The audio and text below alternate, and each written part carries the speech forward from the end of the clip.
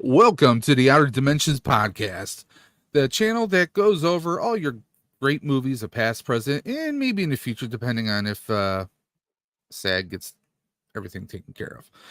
Welcome to our our episode in our series for Hispanic Heritage. We got Dre, CEO of the Collector Safe Space and co-founder of the Outer Dims, the Outer Dim Pod. That's our Twitter handle, or should we say X? And of course, I am Dave of Dave's Dimension, co-host of the Outer Dimensions podcast. Whoa, wait a minute. Someone else is popping up in here. We got Colin, aka EC Collecting, and also the heart and soul of Effin' Figures podcast. Welcome, Colin. What's going on, everybody? It's great to have you in here, man. Colin's so excited to be here. Can't you tell? Happy to be here. No, it's been a day for all of us. I think we've all had like that long day, and it's just, like we're ready to just enjoy some kind of mindlessness. And we hope that you guys are going to enjoy some mindlessness now with us because it is Hispanic Heritage Month. We're finishing out, and literally, if I'm not mistaken, we are down to 11 days for Hispanic Heritage Month. And a lot of people have, told me that, we love what you're doing. Wish you'd do more. Well, it is Italian Heritage Month this month. Now, sadly, it coincides with Halloween. So maybe next year, Dave and I will try to throw in we'll sprinkle in something for Italian Heritage Month. There are some great movies and films. I'm sorry. I need to interject here. Okay, I'm declaring a rule right now. Okay. There is no Heritage Months. We're celebrating Heritage year round. So if there's a Hispanic movie or something that heavily features anyone who's Hispanic or Latino, and Dre, comes across and says, "Hey, we should cover these movies," we'll do it. There's no, Black History. We will celebrate it year round. I'm Irish. My wife's Italian. I always looked at October as, it's Halloween, but what's the day after Halloween, Dre? Dia de los Muertos. Exactly. So maybe that week we'll throw something extra into the mix, no matter what the theme is that week. Who knows? That's cool, yeah. Growing up, this is off subject, guys, so I do apologize. Growing up, I went to, I'm east side of Buffalo, very urban. I actually went to a grade school and a high school that was predominantly African American. My grade school was named Martin Luther King Multicultural Institute. So we didn't have Black History Month. We celebrated it. You learned it year round. You learned all different heritages year round. So personally, I want to make that kind of a standard with us. We don't have to choose a certain month to celebrate it. We'll celebrate it during that month, but I think we should just make it like year round. No boundaries. Let's just make it even year round. It's Heritage Year. Year round. It needs to be that way, especially for the kids. Especially, it's Hollywood. He's in here early. Holy crap! We were late, but he's in here early. Okay, we're gonna catch up in the chat before we do anything else. William, I got your email. I replied to it, so go ahead and check it out. You might like what you see in there. He was really awesome and actually sent me a picture of his kid who dressed up for the first time as a Ghostbuster at a con recently. Nice, looking sharp, looking good. We got LeBron Fets. Did you get a haircut, Dave? No, I got drop kicked by a weed whacker. True story. Turned out pretty good. No, I'm growing this out, and then I'm gonna bleach it so I could be You know who from Street Fighter? No. I was gonna say, dude, you'd be like Paul from Tekken. Hey, why not? Dre of Collector Safe Space. That's awesome that he popped in. I know he's such a good guy. I thought you were gonna say Vanilla Ice, to be honest. That's what I was thinking too. I was told hey, we need that figure for Ninja Turtles too. Am I wrong? It's got to be coming. It's got to be. Come on. There's no way that's not going to come. Unless he's playing hard to get with the the rights.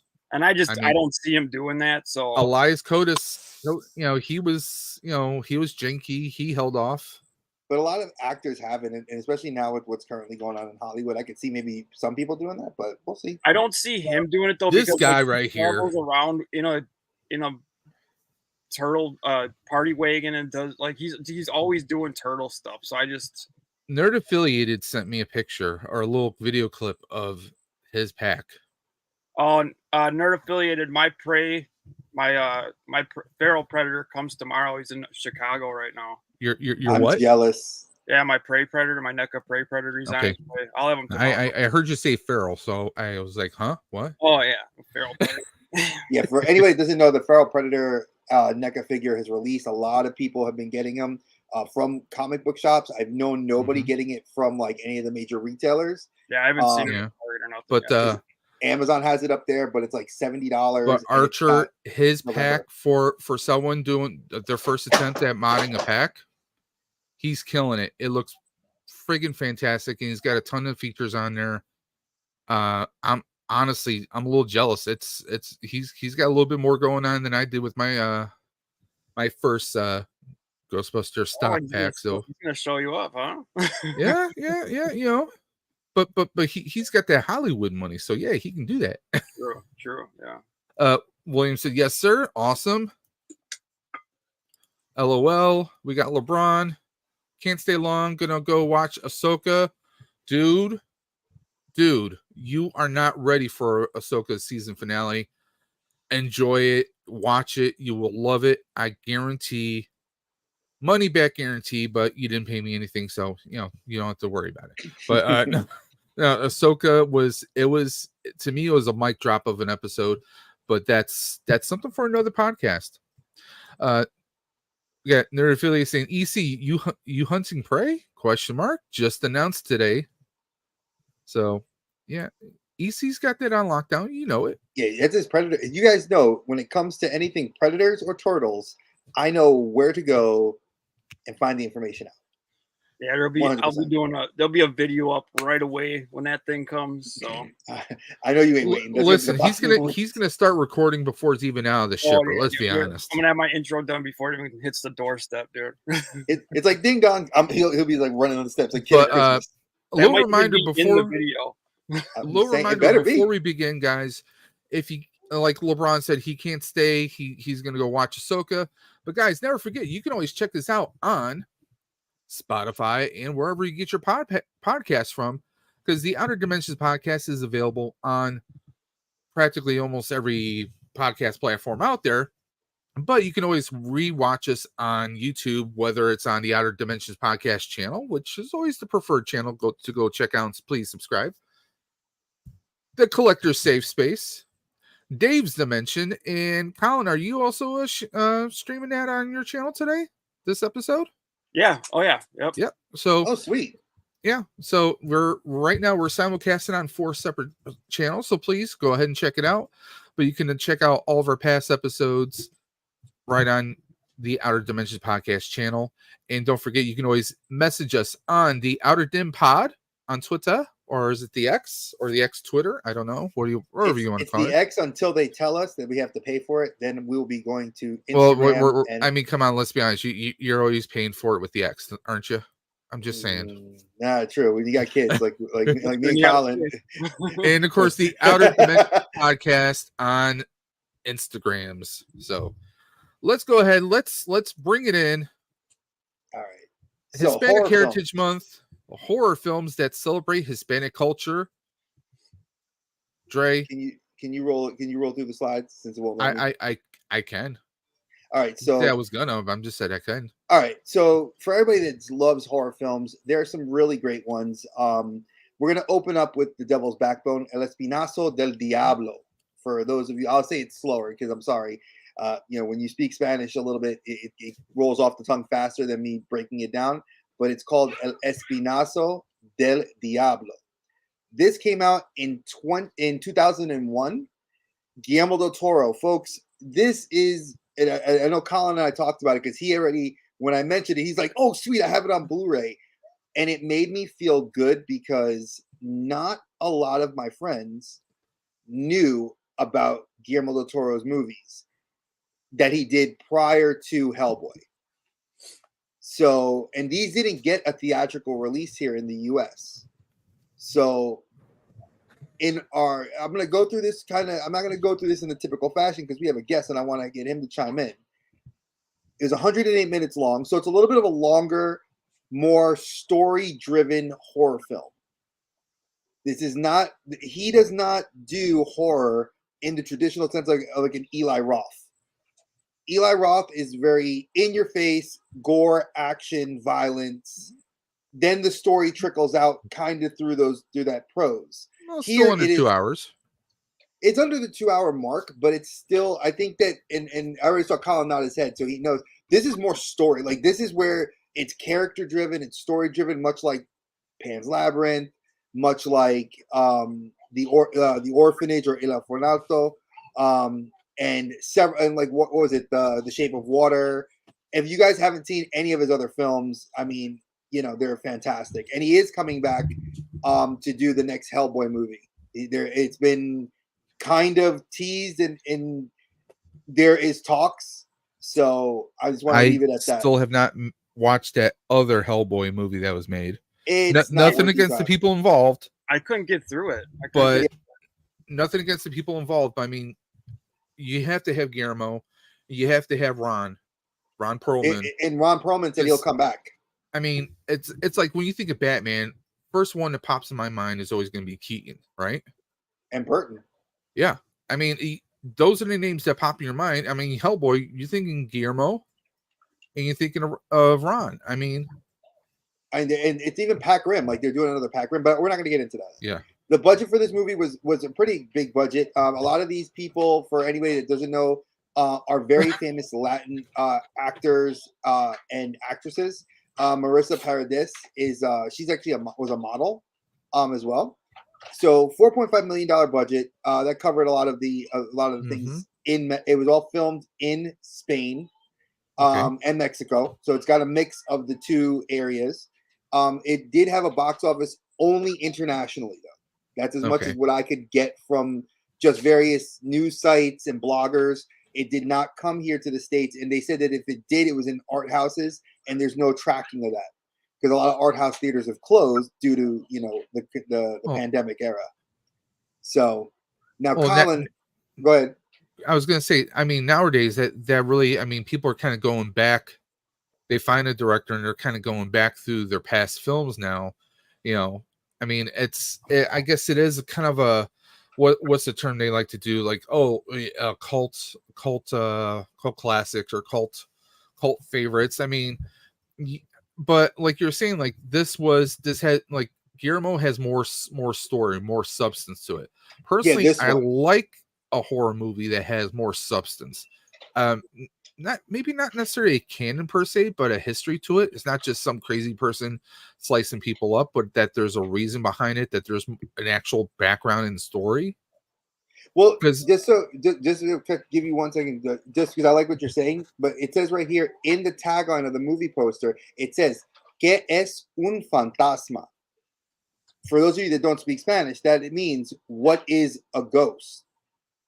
And that's a lot of what the story is about. So, Dave, you go back on. I want you guys. Well, no, I was just saying, like, we grew up. All of us grew up with horror movies that were like slasher movies, but we didn't get stories until 3 or 4 sequels later. Perfect example is Nightmare on Elm Street. Yep, the new Nightmare. It wasn't until I think Elm Street 4 or 5 when we actually saw Robert Englund as himself before he was killed by the parents of Springwood. Wait, you don't think the new Nightmare really kind of delved back really deeper into the lore? And we should have a whole separate. Well, again, a new Nightmare is how many sequels after it started? I said usually about 4 or 5. Yeah, you're right. So You're right. yeah, so that would have been, I think that would have been Elm Street number 6 or 7, technically speaking. New Nightmare. Yeah. So Colin, you said you had this on Blu-ray, and you've watched this film. I want to hear your take on what you thought about this and what did you glean from it? Well, I mean, I love Guillermo del Toro. I love his worlds. I love his creatures. I love like you said with this movie with this like story. There's a lot of mystery to it, and it all comes together at the end. I love that. I love those are like some of my favorite movies. And it's not like it's not like your typical horror movie where it's like really scary or nothing. It's creepy. It's just the story's great. I don't know. I love it. Do you feel like he is more akin to like, and I'm going to say this, like the way M. Night Shyamalan was before, not now, not his crap that he's put out now, the stuff that like we got in like, his early iterations of his films. Do you feel like that's what we got in this film? I would say it's similar. Yeah. There's stuff going on, but just, it's like you're kind of getting pieces and pieces, and at the very end, it just all comes together, and I love that.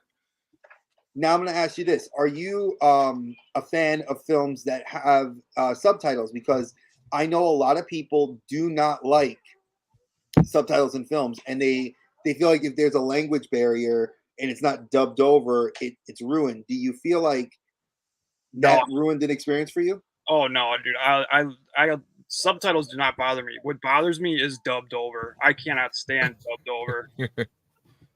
Dude, what do you mean? They should not allow that, dude. I hate that. Like I think my Netflix was like auto set to that, and I had to change it because I can't stand it. There's nothing worse than that. Subtitles. I had to do that. Even if you don't like subtitles, you'll get used to them within a couple minutes. Well, that if you don't deter me at all. I want to chime in on dubs and subtitles. I mean, in my experience, okay, you have how the movie is written, how the script is, right? But then you have, we're going to dub it over. So then you have someone who's doing a translation, but now with the dub, well, if the translation doesn't exactly quite make sense, the wording, that is. So now they might change some of the words so that it kind of loses its meaning. They're trying to substitute one word for another because maybe it sounds better grammatically in that particular language that they're dubbing it into, but then it just winds up getting lost. I mean, technically we hear it in animation all the time, and I definitely have seen that in quite a few movies as well. Oh yeah, there's somebody who speaks more than one language. I've always experienced it when I watch Japanese stuff, when I watch Spanish stuff. It's you always get there's a level to where you miss. I don't think that, and I agree. It doesn't ruin. I think that actually makes your experience because this is tied to Hispanic culture. That's the other good thing about Guillermo. He shoots to do things that are very tied to being of Mexican culture. So, Bloody Disgusting. Again, you guys know I'm going to say this very honestly. I don't just sit on IMDb, Rotten Tomatoes, Metacritic, all the other aggregators. I like to look at all these other like Phantasm, which was a great magazine growing up. I'm so old when I say that, but I loved that magazine growing up. Fangoria was a great one.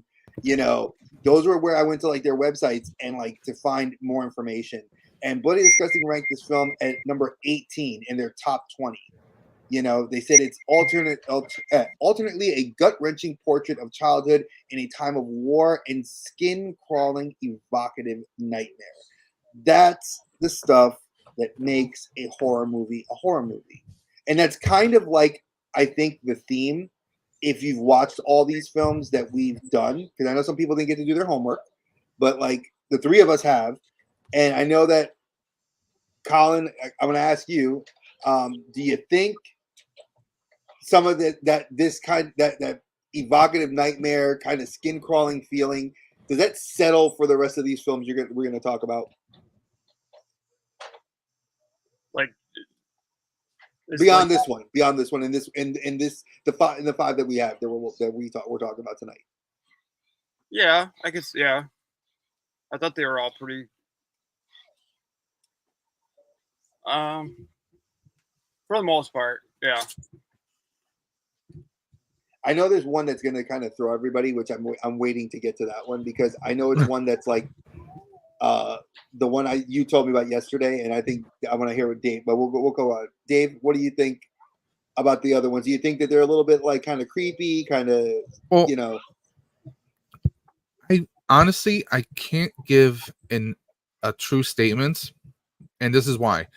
I grew up like I was like 9 and 10 years old watching horror movies where people's guts were being ripped apart, and you know horse, each limb of a person was tied to a separate horse, and the horses just ripped the sockets out. And I mean, me growing up, we watched nothing but horror movies on the weekend, so I kind of got a little desensitized. I mean, for a long time, I mean, you see all the Friday the 13th, all the Nightmare on Elm Streets, the Candyman, Hellraiser movies.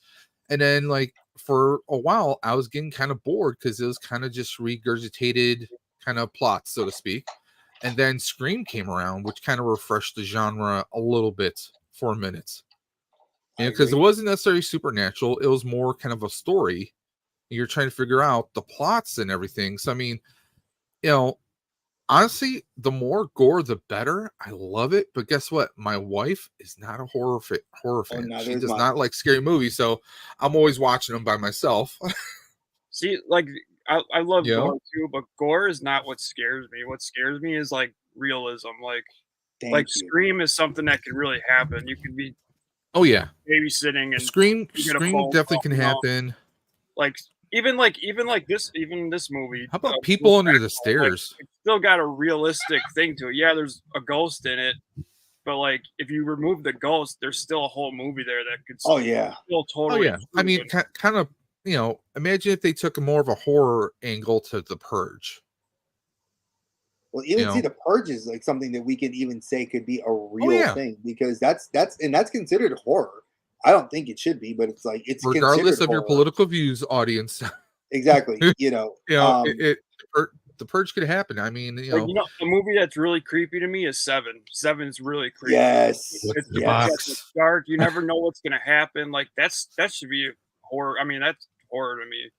It should be, and it's not. That's another one that should be horror. There's a lot of weird classifications, and maybe the three of us need to get together and do an episode specifically about what the horror that could take things that are not classifications. Horror. How about this? We can compile even a couple episodes where we choose movies that could really happen. Ooh. So many. I mean, there's a lot of stuff. Like, I mean, we could think of some creepy stuff like I mentioned, like children, People Under the Stairs, or like some like stuff that's just like, because one thing, Walking Dead, I loved at first because at first you're thinking, oh, it's the zombies you got to worry about. No, it's the humans that survive the apocalypse you need to worry about. Look at Eli. Look at Eli, great film. Yeah. Denzel, love Denzel. But imagine that the way you look at the world is that people are the threat, not the world around you. Yeah. And I think that's truly what gets, and I know that Colin says it, I think the three of us can literally agree. Gore, we've all been desensitized on. It's that realistic, like some dude knocking at your door, like the neighbors, and they gut you. We hear horror stories like that in the news.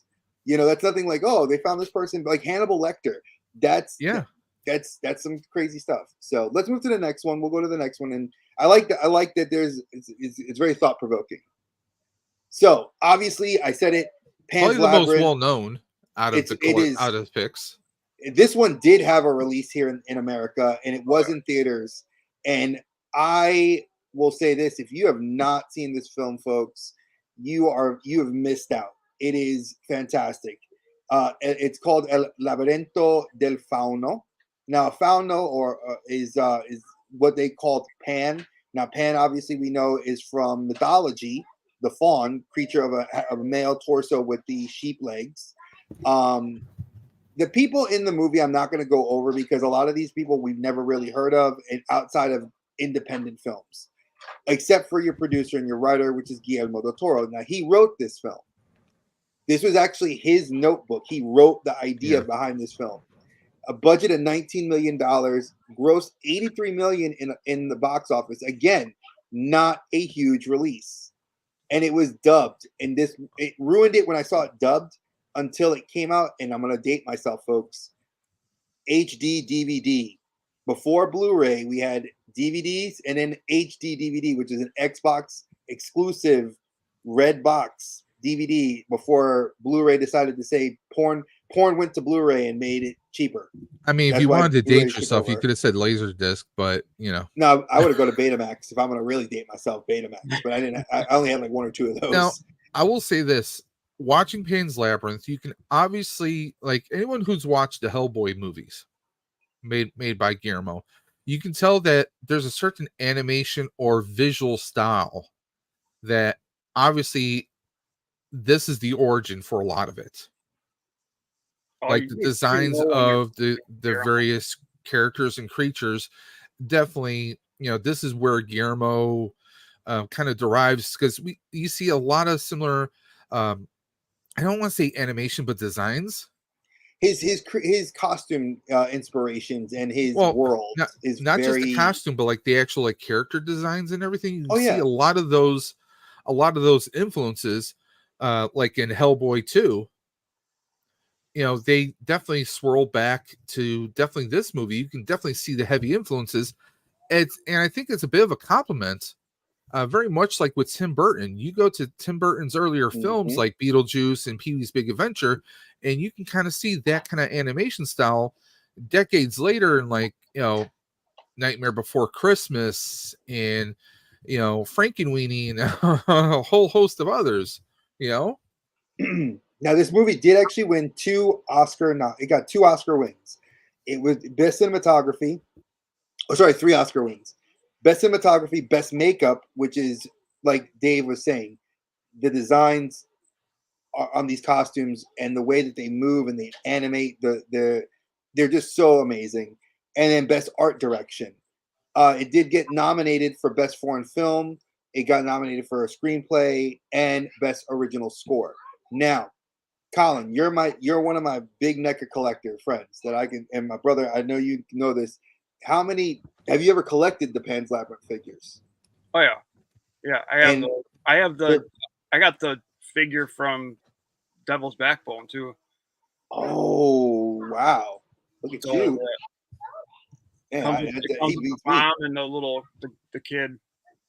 Look at that. You're making the CEO feel like a mailroom employee right now. I know. I feel terrible. I'm like, man, he beats me on some eclectic toys I thought I had. That's dope. I'll pull it out and I'll send you pictures of it. So, what did you think of Pan's Labyrinth? Again, I saw this dubbed in theaters and I hated it dubbed, but I watched it subtitled and I cried. Like, hands down, I cried. This is a perfect example of why I love Guillermo del Toro. Like Dave was just talking about his art style, and every time I watch this movie, I get something different out of it. And I love 1940s era, so like I don't know, I just love this. Yeah.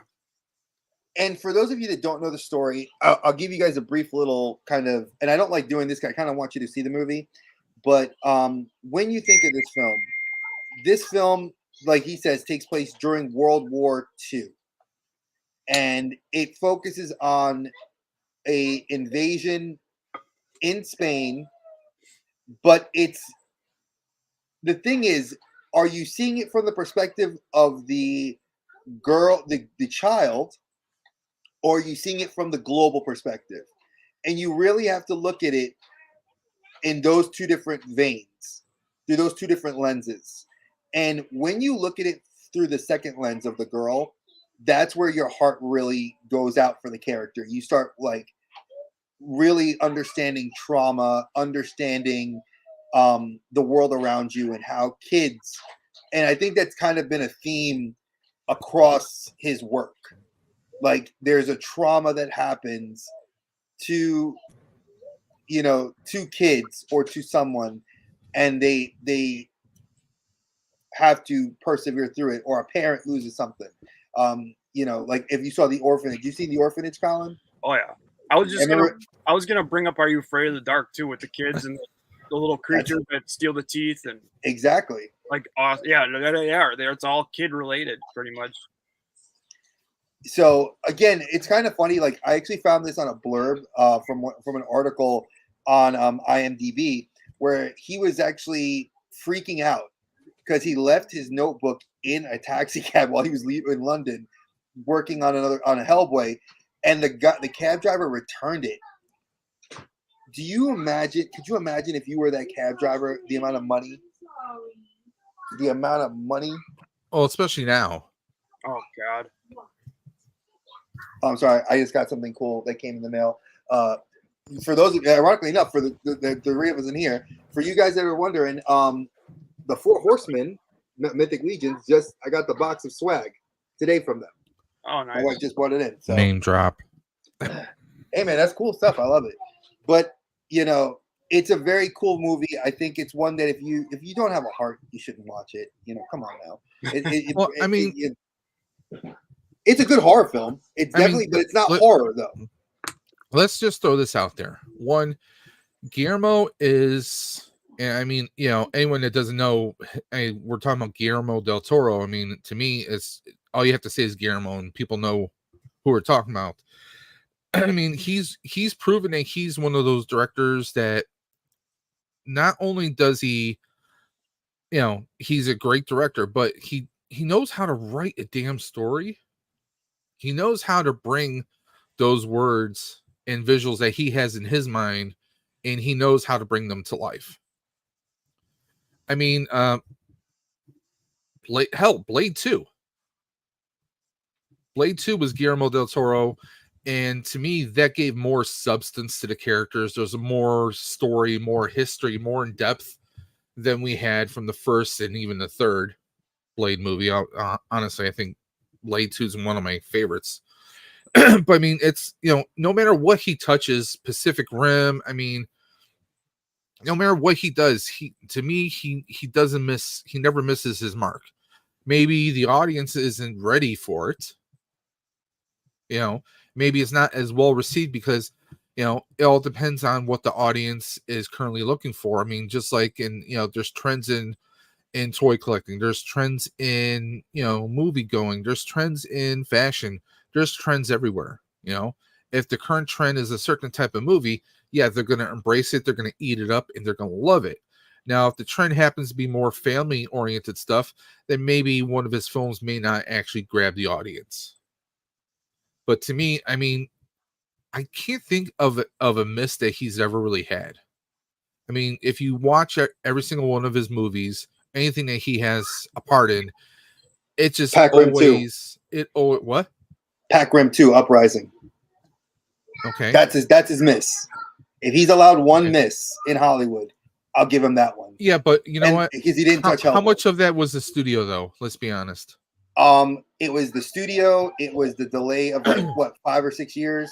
Yeah. It's the fact that he is an anime fan and they didn't really play up into the anime nature of it, which is why everybody loved the first one, because what was the first one? Evangelion. Basically. Well, the two didn't feel anything like the first one. No. It was a complete shadow. Had that dark feeling, like they were totally two different feelings. They were like, it was like a totally different thing. They brought one actor back from we had technically three actors back from the first one, but they are all secondary characters for the most part. Yeah. You know, that's what really killed it. I mean, you know, but I mean, you know, it is what it is. I still love the first one. Oh, the first one, I love it. Yeah. First one, I mean, it was great. Even the soundtrack, I will listen to the soundtrack because I'm that kind of a nerd. But I mean, he's just an amazing director.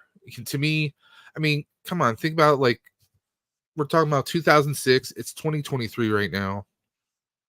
So many people still bring up Pan's Labyrinth. It's still relevant. And take a look at who we have as the cast. I mean, we got Doug Jones. If it wasn't for Guillermo, I don't think Doug Jones would I mean, some people who are probably listening to this or watching this probably aren't familiar with Doug Jones, but he was Abe Sapien in the Hellboy movies. He has played so many different characters, especially in TV and in other movies. He's a very tall, slender actor. He's great at playing creatures because he can just develop movements that seem so alien and non-human. He's on Star Trek Discovery. He's been in so many different movies over the years. I mean, he's a great talent. He does voice work too. I mean, he's a good actor, really great actor, but I don't think he would even be at the level he is now if it wasn't for Guillermo, because Guillermo loves to use the same actors. I mean, come on, we get Ron Perlman in Blade 2. We get Ron Perlman in was it the second Hellboy? Or no, he was in 1 and 2. Yeah. But I'm thinking of Pacific Rim. He was also in the first one. Yeah, he was the he was the black market. Yeah, you take the brains and shit. Yeah. Yeah. I mean, he had the cool shoes. Yep. He had those gold those gold almost armor-like shoes. Yep. They were like medieval, like but shiny, and yeah. He likes to use a lot of the same actors, I mean, I think, he knows what he has. He's like, hey, I'm doing this film. Ron, I think I got a great part. I think you'll really love it. And he jumps on it, Well, I think too, because of his like art style, you have to have like odd actors, and like, oh yeah, like, what I'm trying to say. Like Ron Perlman, he's got that look to him. Like he's different, I mean, he can play a lot of different characters, like the vampire that he plays in Blade 2, who's like this kind of like, he thinks he's the big bad, I mean, he's just one of those actors. Ron Perlman, I mean, come on, he's been acting since the 80s. You got to be like real one of a kind, like to fit into his worlds, and that's. I mean, overall, this is like, I think this film really touches on a lot of great things. It's considered and classified as horror, but I think the three of us can agree there are elements that are scary, but again, it's the human elements that are scary, not the monster elements. Yeah, and I think, that's what at least what I think. It kind of has a grim fairy tale type horror element to it. I think is probably a good way to put it. Yep, very. It's very good inspiration. I think if you guys have not watched this film, and lots of you guys, and I'm going to give you guys a big shout out to our community, have reached out to me and Dave and have said, hey, I've watched the film you guys have recommended and really loved it. And, because of your review, I went and watched it. So this is one, I don't know necessarily where you can find it. You probably can find it on Max. It's you have to rent it. You could probably get it on Vudu, VUDU. That's where I go for like if I'm going to buy a movie, or you can even digitally rent. I think you might be able to do it through. But I mean, if you're looking to like just stream it. I don't know if Shudder or any of the other streaming platforms might have it. I searched it through the streaming services. It was available to rent or buy through different streaming services. Yeah. Okay. So Colin knows. Colin even knows the deal. He knows the format. So it's like, if you can't find it, we'll find it for you. Welcome, Mega Demon Collects, popping through the chat, saying yo everyone. All right, so let's move on to the awesome next night. Now, this is the one I feel like I threw as a curveball in here because I really, ironically enough, I was living in I was living in North Carolina, and I wanted to watch a horror film, and there was not a lot that was online. And I remember hearing about this. And this is the fourth film in a series of horror films. And it's a series of zombie horror films that are like extremely over the top. Like, the story's really good. There's no such thing as an over the top zombie movie. Come on. If you see Rec 1, if you ever seen the movie Quarantine, the one that was released here in the US, Quarantine was kind of cool. It was like found footage horror film. You're dealing with people locked in this space and they can't really move around. Rec is found footage but it switches between the found footage and actual actual movie, and you get like a lot of that kind of go between. So it's campy. There's moments of where you're like, what the ever living hell is going on here? There was actually George. Like, oh, the found footage makes sense. There was actually George Romero. Man. George Romero actually did something similar. Again, ironically enough, when if you guys don't know, it was released at TIFF. TIFF is a Toronto International Film Festival. Dave and I would love to get invited there someday. Because I would love to go there to see it, because there are a lot of great films that get shown there that we never will get to see. It's not that far for me. I mean, hell, it's a flight. It'd be a flight for me to New York, and then a flight from New York to go to Toronto. So, again, if you guys, any representatives like what we do, and then want to invite our boy Colin, we'll come out and we'll gladly sit and watch horror films and give you guys our. Maybe we'll have to look into the process and how you can potentially get into that. There are several. I've looked a little bit into it, but we'll go into that another time. Now, obviously, it gets a low rating. And it's exactly like I said, but I want to hear my friend's opinion. So we're going to start with Colin, and then we'll go to Dave. So, Colin, let's give our guest Dave. Let's be fair with our guests. We give him the spotlight. So, Colin, what did you think of this? Pretty much what you said. It's entertaining. It's definitely not one of my favorite things to watch, but I think that because 1, 2, and 3 are all available to watch. On streaming. This is the one I couldn't find this one to watch anywhere. I had to ask you about it. But 3 I didn't care for. This one definitely is a step in the right direction. But, and I felt like one was really good. Yeah, yes. And she's actually the same actress from the first one to come back. Like, she's the main character from the first one that comes back in the fourth one, which I thought was kind of interesting that the director would bring her back. I think 3 was the only one I didn't really care for, like, at all. Yeah, 3. Everybody said 3 is the worst one. They said it. So if you watch these films, they said 1 was great, 2 was okay, 3 was terrible, 4 was like thank you, because 4 was like 1. It's on the same level as 1. They were that good. Again, but I think they're good. Like you said, you agree. They're kind of good for what it is. Now, Dave, what do you think? Well, what I was going to say before was, no budget. It was made for free. Yeah. Okay. So again, before Dave gives his opinion, folks, it is a pain in the ass if you guys don't understand to do the research on these things, because I don't sit there and just go, oh, well, I'm going to go to one site. I dig, ask questions. I do have 1 or 2 friends that actually work in Hollywood that I've reached out to. I even had a friend that lives in Mexico, and he has very few ties. And I was like, maybe there's like some website I read Spanish, but I figured I was like, maybe there's a website in Mexico that he has access to. Nope, not a thing. It's a found footage movie, so it was free to make. I mean, exactly, yeah, why wouldn't anybody want to see a found footage film of a girl get bitten on her leg on her wedding day and has to survive, a zombie apocalypse? I mean, let's be honest. I mean, I've watched so many different zombie movies. I mean, this is not the worst zombie movie I've ever seen, okay? Or the worst undead horror movie. That might be held for one particular movie, which is, I'm sure you guys probably have never heard of it or seen it. A Polish Vampire in Burbank. That is an actual horror movie. Vampire in Brooklyn. Are we talking that level of bad? And his name is Dupa. And if you're Polish, you know what Dupa means. I'm gonna say shit. No, it means your butt, your ass. Your Dupa. Shit comes from? Your Dupa. Did you wipe your Dupa? Sanda pop. That's a movie I probably wouldn't even give a chance. Exactly, I wouldn't even watch it. I mean, at one point, a vampire is like it's just like he's a skeleton walking around. It's something along the animation style of not even Evil Dead or Army of Darkness when the skeletons are walking around. That's like light years beyond what they did in that movie.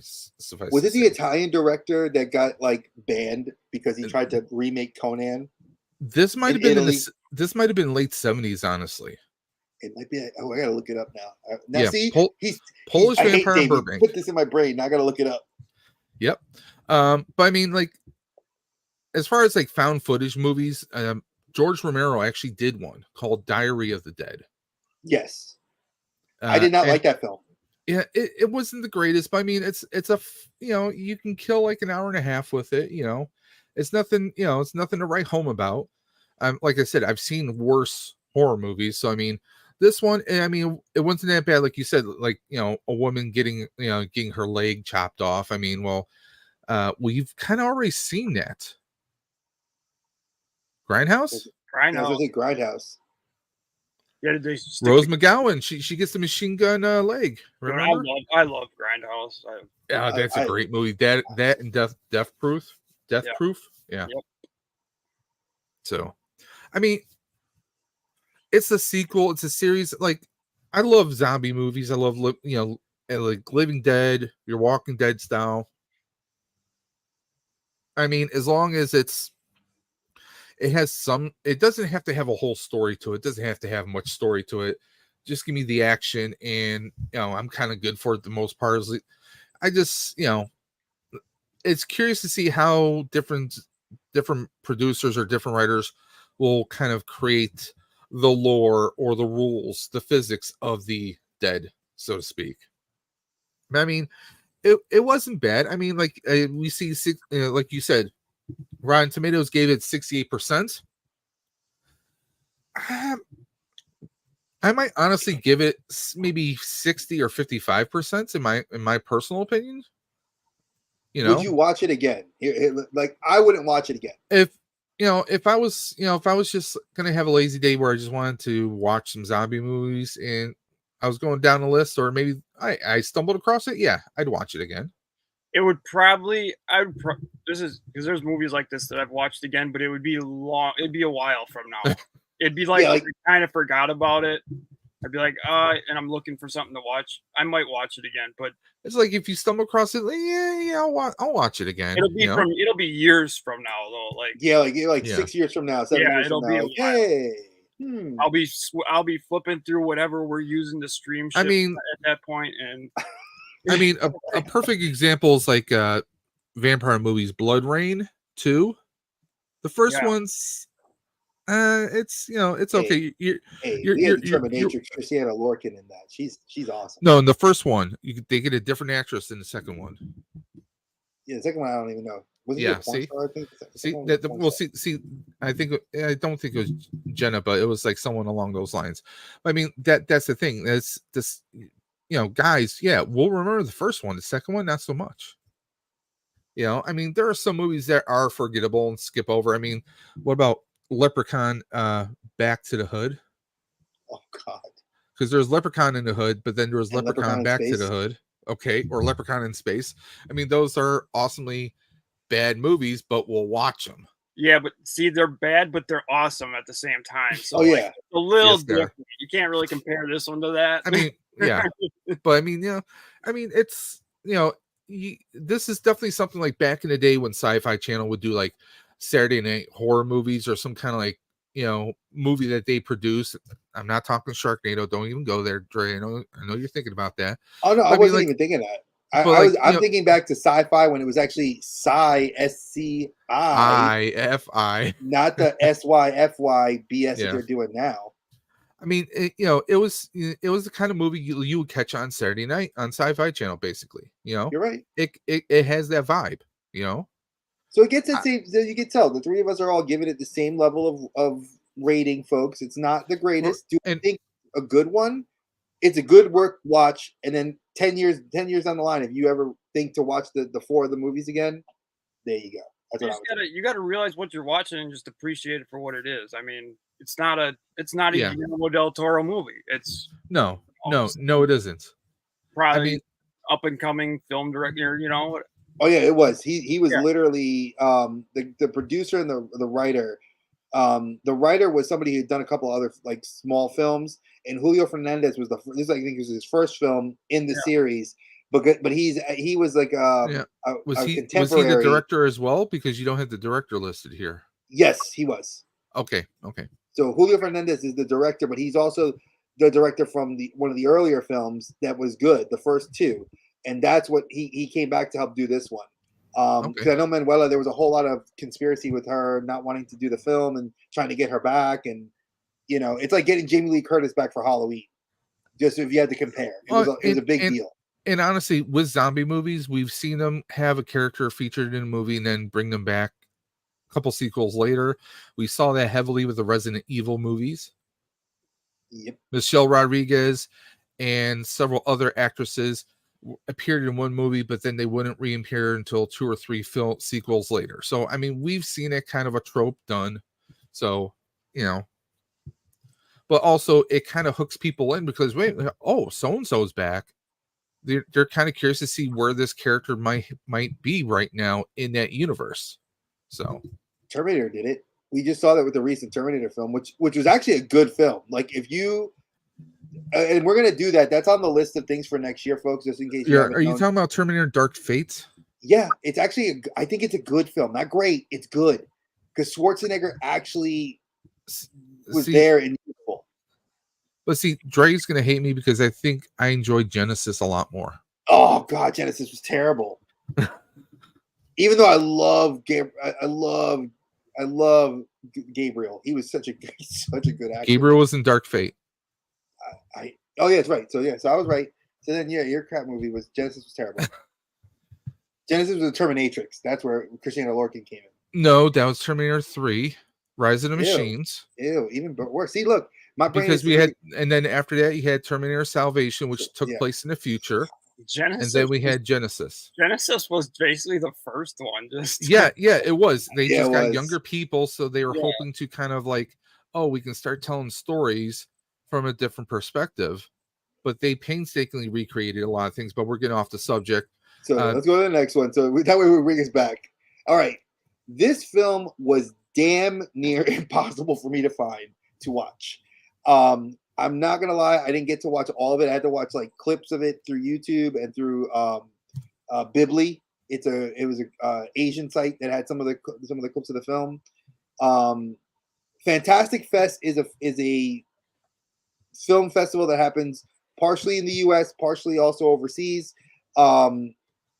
I loved the idea, the story behind this film. That's what really kind of drew me to want to leave this film up. Again, not a lot of information on the budget because Mr. Constandese couldn't find anything really about him. And it's very hard. And you figure with the way we have so much information at our fingertips, you would think someone would put it down somewhere. Yeah. Like, I mean, there was a lot of websites that were like, you could buy this on Blu-ray, you could watch this on, they were giving me their opinions, but not a lot of the core data. You can buy this for $19.99, but we can't tell you how much we spent to make it. And then when you like go to like look for data, like I went to like a film archive website. I even went to some universities that were doing film studies, and this was in their film study. There was not anything that professors could even give me as information to really draw out of it. Now, again, this kind of plays for those of you that are been following us.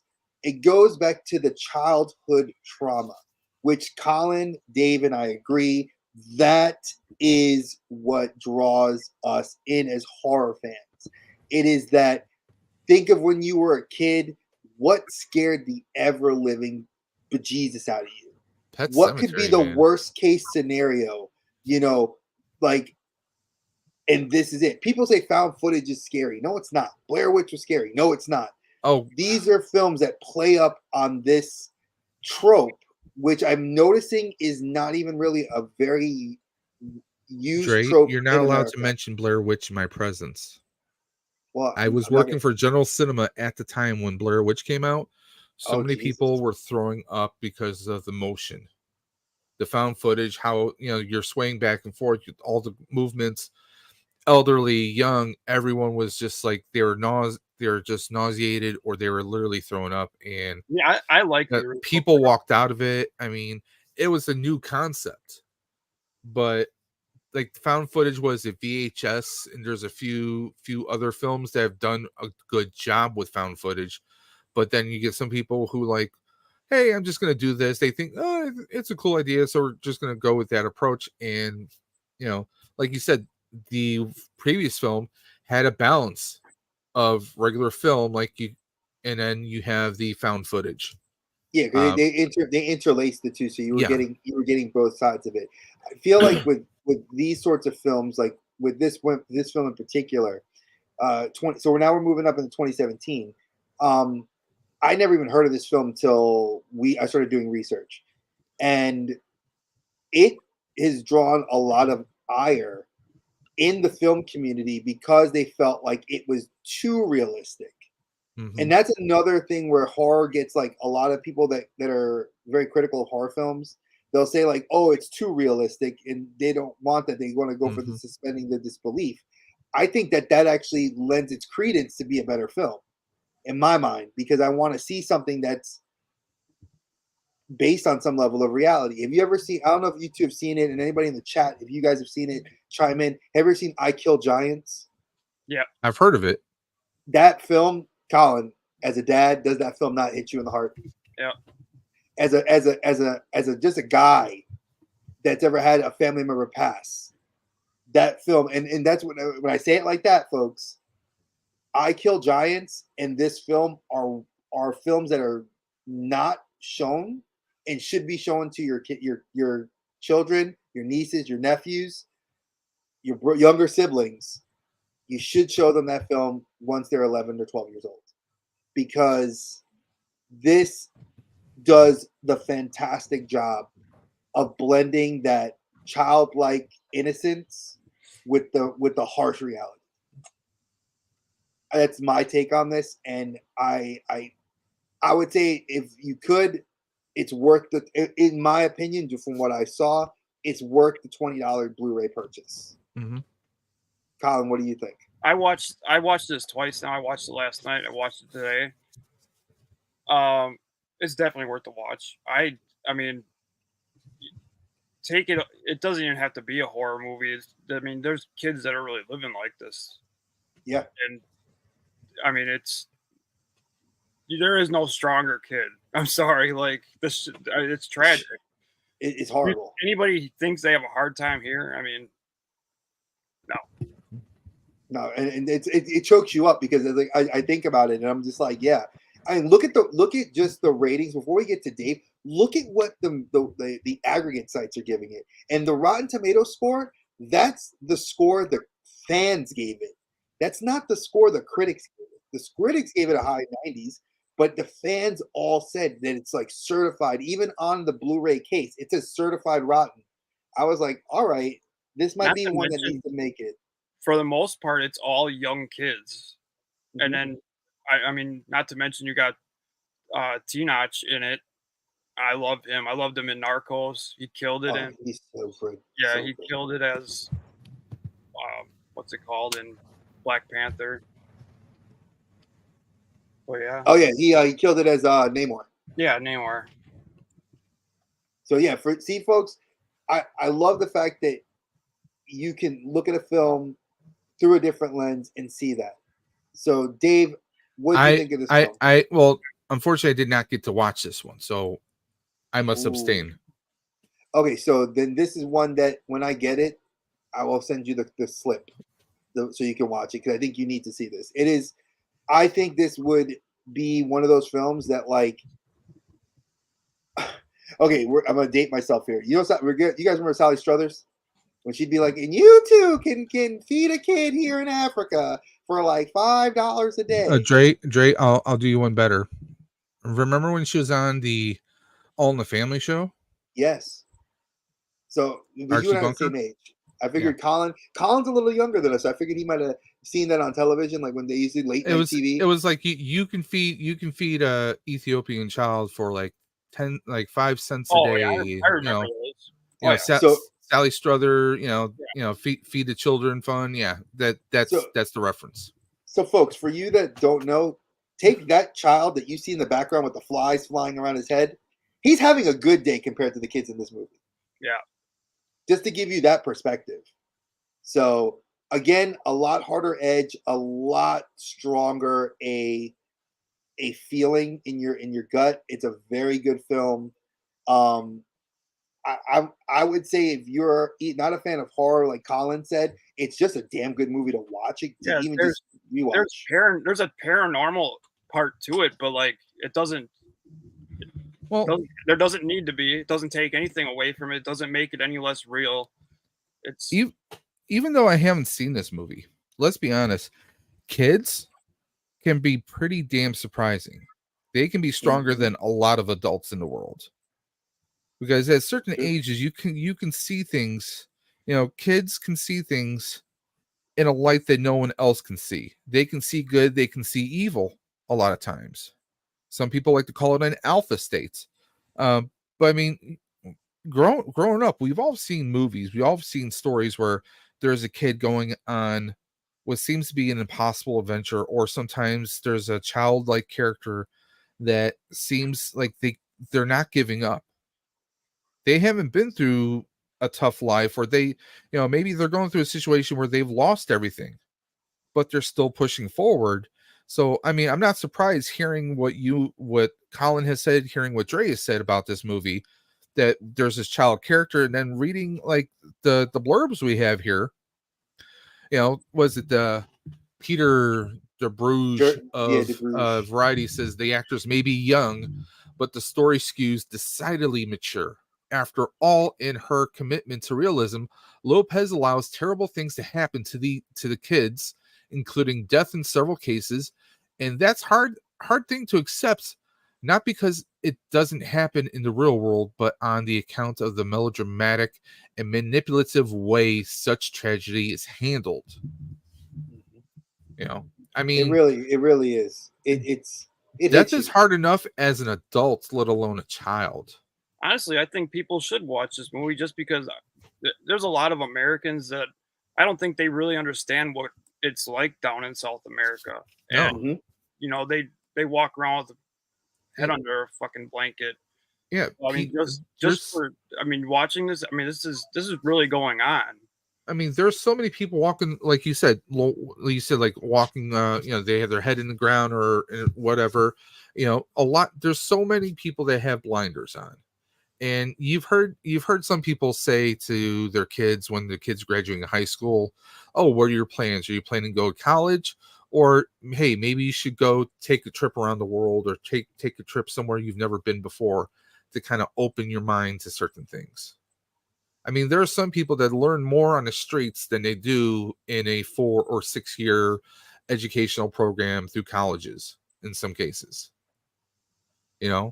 So hearing you and Dre say, this is a powerful story, and these kids are going through death, or experiencing what it means to lose people. I mean, to me, that gives more of an education than most things.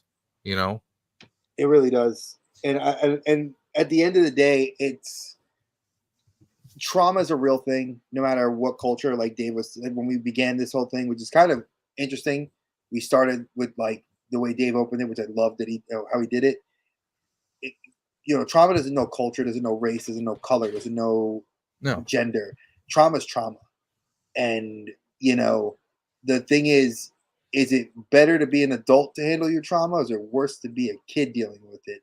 Because a kid does not have the skill set that an adult has. And you got to realize the older we've gotten, and whether you have kids or you're an uncle, you're an aunt, you're a dad, a brother or sister, it is a completely different set of skills to deal with your trauma, but to see another person go through it, there's that empathy that kicks in. And this movie will provide you that level of empathy and offer, like Colin said, the supernatural element to kind of spice it up. But I think it's not even like it's a caveat, not the film. Yeah. Well, going to what you just said, I'm going to answer that question, at least in my opinion, my perspective. I think it's better as a child, because the younger you are, you can overcome a lot as a child. You can overcome adversity. You can overcome, well, I shouldn't say overcome loss, but you can still grow forward. You can still move forward. And because I think it's harder to lose people the older you get. It is. I mean, I'm turning 45 this month. This is going to be 11 years that my mom has been gone. And it's going to be, I think, 4 years now. My father's been gone. And to me, my father, who's actually my stepdad, technically. I know this sounds crazy, but I honestly felt his loss a little bit more than I did with my own mother.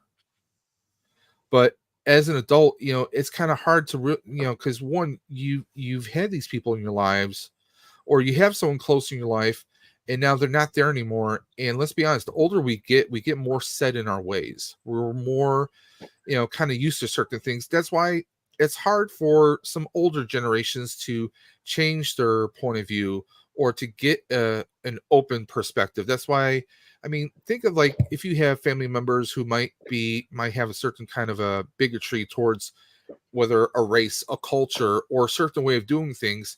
They're so closed-minded that they think they can't learn things, or they can't do this, they can't do that. You put your mind to it, you can do anything. Okay? And that's the thing. I think as a child, is it going to hurt? Yes. Doesn't change the hurt. But I think as a child, you can overcome obstacles. You can overcome things. You can, you know, you're not stuck in this dark cave. You as a child, that light is a little bit more reachable. And even though I haven't seen this movie, I'm from listening to you guys, that's kind of what I'm getting here is, and it says in the title, Tigers Are Not Afraid.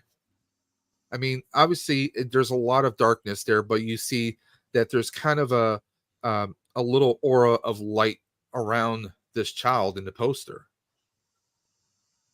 So obviously, without even knowing this movie, obviously there's a lot of dark imagery, but there's light surrounding this child, which obviously tells me that the child must represent some kind of force, some kind of bravery, something inside without even knowing what the movie's clearly about.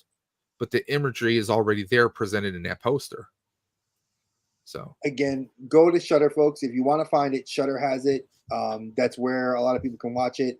You can purchase this movie on Amazon. I don't have an affiliate link, okay. But I do know that Colin, I think you have an affiliate thing with Amazon too, right? No, not Amazon. I know he does it with Entertainment Earth. Entertainment Earth. I think we all do. I was gonna plug him. I was gonna plug our boy if he did. But if in case, maybe we should put an affiliate link up, me and Dave. But that's Shudder, SHURDDER. Shudder, not Shutter, but Shudder. Yeah, SHUDDER. That's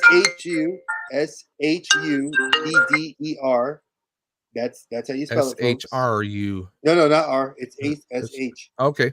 Just make sure. So just follow that. Now the next movie, I think this is our last one for the evening. La Llorona.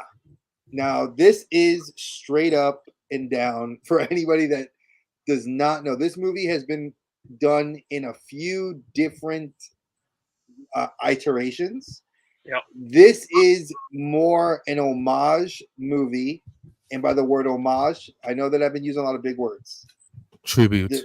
Honor. A tribute kind of to the actual folklore of La Llorona, which is the weeping woman.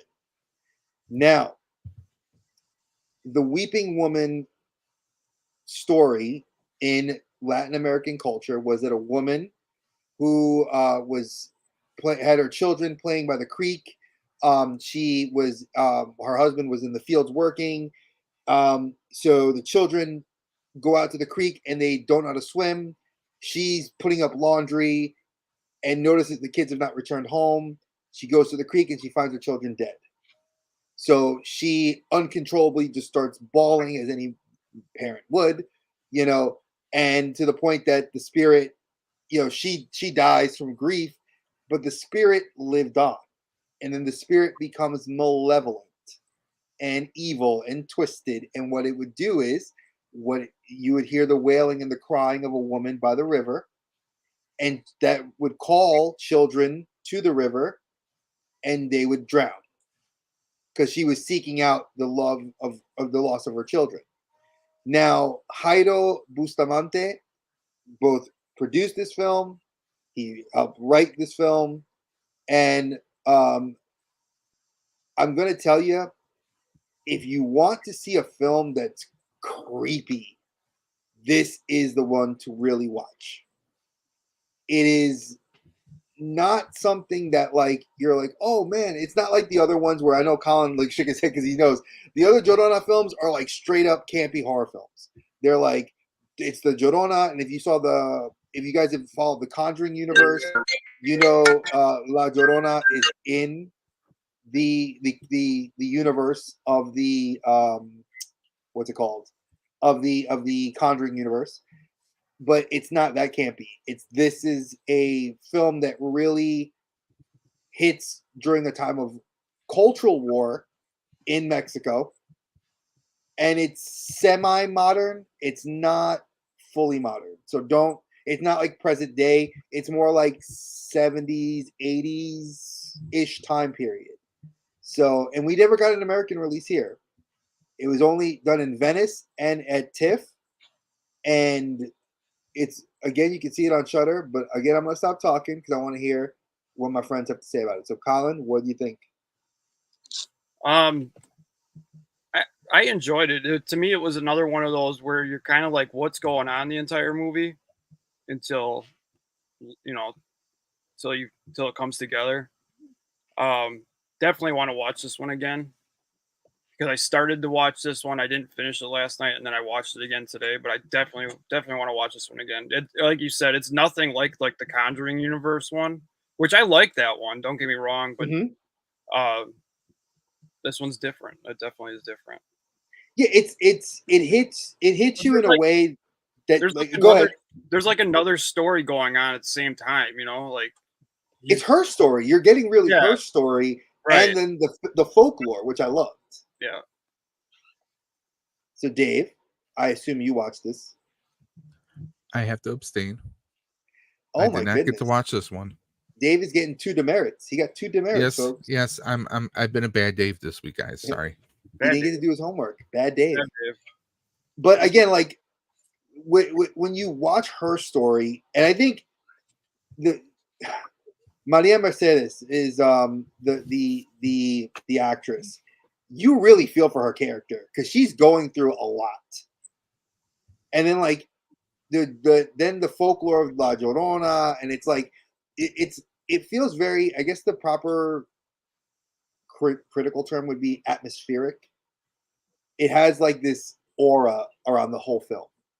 Like things are going bad.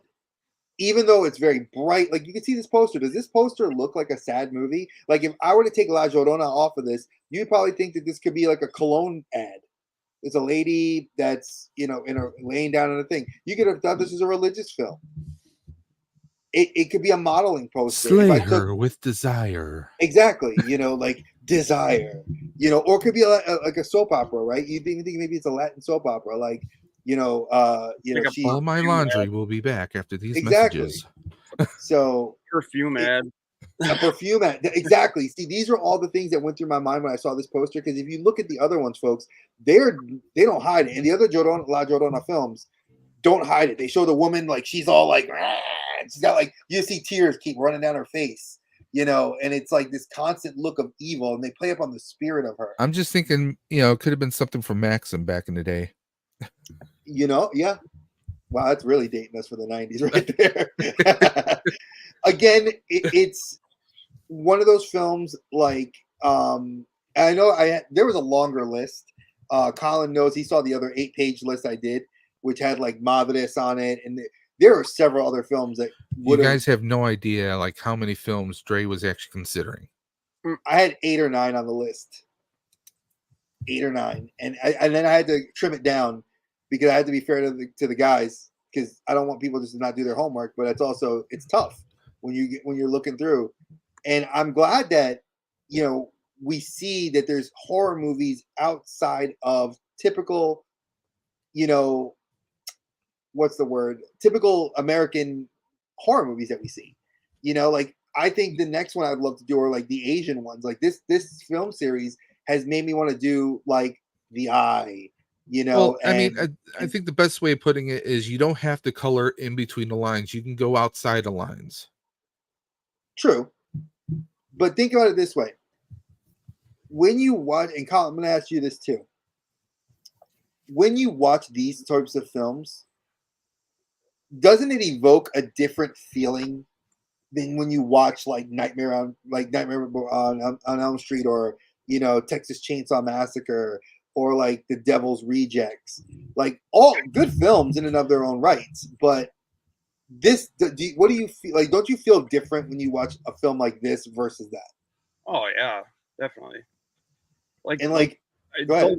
those other movies you said, like those are totally, like those kind of movies totally desensitized to. Like they're good, but you don't get that feeling from them anymore. Like Yeah.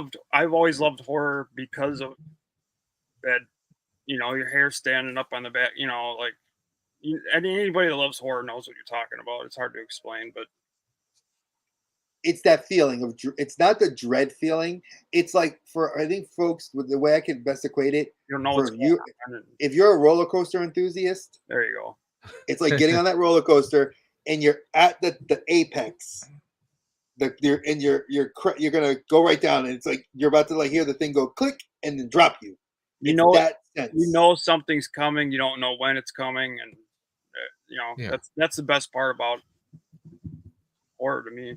I mean, there's suspense. There's that question.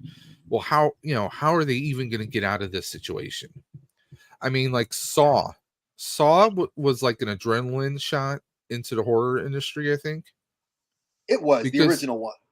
The original. I mean, I stopped watching after 3, to be perfectly honest. I haven't. It was kind of like the Scream movies until Dre got me watching the rest of them. But they'll play video got good. Yeah. I mean, they definitely got better. But I mean, it's I mean, do you just want to see? I mean, back in the 80s, it was all slasher flicks for us. It didn't have to make sense. All we knew, I mean, unless you watched the very first Friday the 13th, you didn't know the story behind Jason, or who was really behind the hockey mask for the very first film. You didn't know that stuff unless you watched the first film. You just knew that this was a killer who carried a machete or some kind of sharp blade, walking slowly after teenagers who were not exactly doing their camp counselor duties at Camp Crystal Lake, or Michael Myers. There was you didn't get, there was no real substance. It was just like slasher flicks. We're watching pretty people get chopped into bits, hung up. I mean, at least with Freddy Krueger, you had comedy to it. He always had the one-liners. He talked so much shit. Yeah. It's what I loved him, because he would talk. But Robert Englund killed it, though, man. He was great at that. But I mean, that's the thing. We didn't have substance to the stories, and now we're getting that. Sometimes they kind of regurgitate, like you mentioned, Texas Chainsaw Massacre. I mean, they've redone those. I mean, when I hear Texas Chainsaw Massacre 2, I don't think of the recent part 2. I think of part 2 that came out in like mid to late 80s, that dealt with, they were killing people to use the flesh and the blood as a prize-winning chili sauce.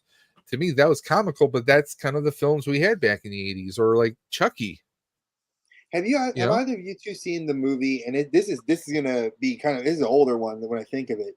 Have you seen the film Midnight Meat Train? Oh yeah. Vinny Jones. Yeah, Vinny Jones and Bradley Cooper. I don't think I've seen that one. I mean, I've seen a lot of horror movies like Chopping Mall and a whole. I actually just watched that one again recently. Yeah, because that one's based on a Korean film, which they made. It's called Midnight Meat Train. Midnight Meat Train. It was. I remember watching it when I had cable. IFC was a channel, the International Film Channel. You had cable? Yeah, when I used to have cable, TV, not the internet, but TV. And Midnight Meat Train was one of those films that was like, it could happen. And it was such like a voyeuristic film, because you're like, Bradley Cooper did such a great job. And then you have Vinny Jones doing his Bradley Cooper? Yeah, Vinny Jones. Brooke Shields. That was like Bradley Cooper before Bradley Cooper. Oh yeah, that's before Rocket Raccoon and the Hangover. Tony Curran. Mm-hmm. And Peter Jacobson, I know him from House and a few other shows that he's appeared in. He even had a small stint on The Walking Dead, actually. Look at that. Look at that. Look at that. Well, first we got LeBron popping up. LeBron, I knew you would hello, you sexy beast. Mission is still going for Face of Horror, still in first place. Please go vote for Colin. That's right. Our boy is in a contest to be the Face of Horror. So make that happen. Now, Colin, do you have a link or anything you can share into the chat? Yeah, the links are in my Instagram. Let me see if I can. And your Instagram is still, it's just EC Collecting, right? Yep. So guys, let's just do this real quick. I'm going to remove this for a second. We're going to make Colin the big one here. So no, my boy. So it's at EC Collecting, or is that your YouTube handle there as well? No, it's at ec.collecting. That's my Instagram handle. So guys, go ahead and check out his Instagram, and please help Colin become the Face of Horror. Yeah, you get like a free vote. Use your free vote every day. Yeah, and it refreshes every day. Do that. And also, if people really want to go that extra mile, they can actually pay to do more votes in one day. Correct?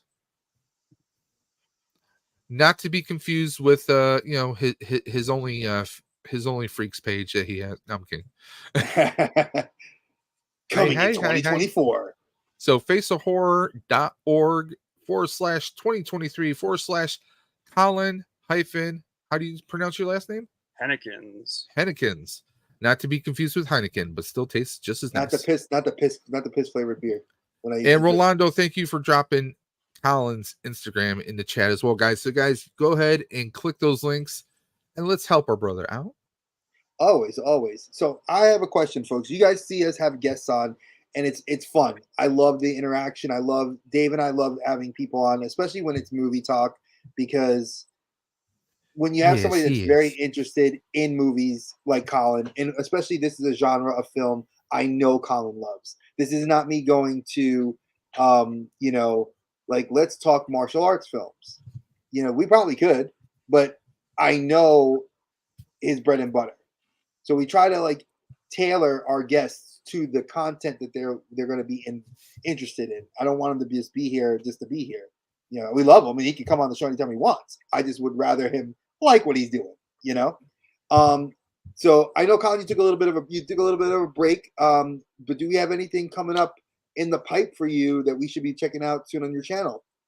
Any special content? Well, there'll be content going up on my EC Collecting channel tomorrow. I've kind of taken a break from Well At Effing Figures. It's not like a real official break.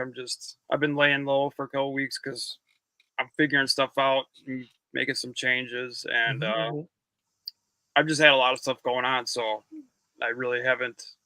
Well, I'll be back on it soon. I mean, just like with regular jobs, sometimes you need to take a mental health day, just kind of clear your thoughts and just kind of maybe just zone out and recollect yourself. So yeah, with everything going on, it was a lot. It's a lot to do by yourself. So I know it is. It's a lot, and I know that if you ever need and me and Dave are great guys to just lean on. That from the years. Wait. Are you saying that because I'm a big guy? I'm a big. Are you making fun of my weight? Big guy too. No. I'm sitting here. This is crust. I'm just so big, but yeah. Listen. Honestly, Colin, if you need help, just hit us up. I'm not even. That's neither here nor there.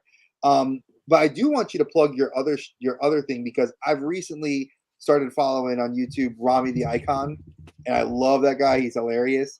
And I know you have a shoe. You've been a shoe fan, and I know that JJ is a shoe fan. Wait. And I saw you posting some content. A sneakerhead? Yes, he is. I sure am. He's one of them. It's definitely cool. Lifelong. Gilster's in the chat. What's up? Those shoes looked awesome. You posted, by the way, just to let you know. My comment got sold. I'll throw the link up for that too. Give me 1 second. Folks, check that out. If are you a collector, or do you also modify shoes too? No, I just whatever I buy. Okay. I wear everything I buy.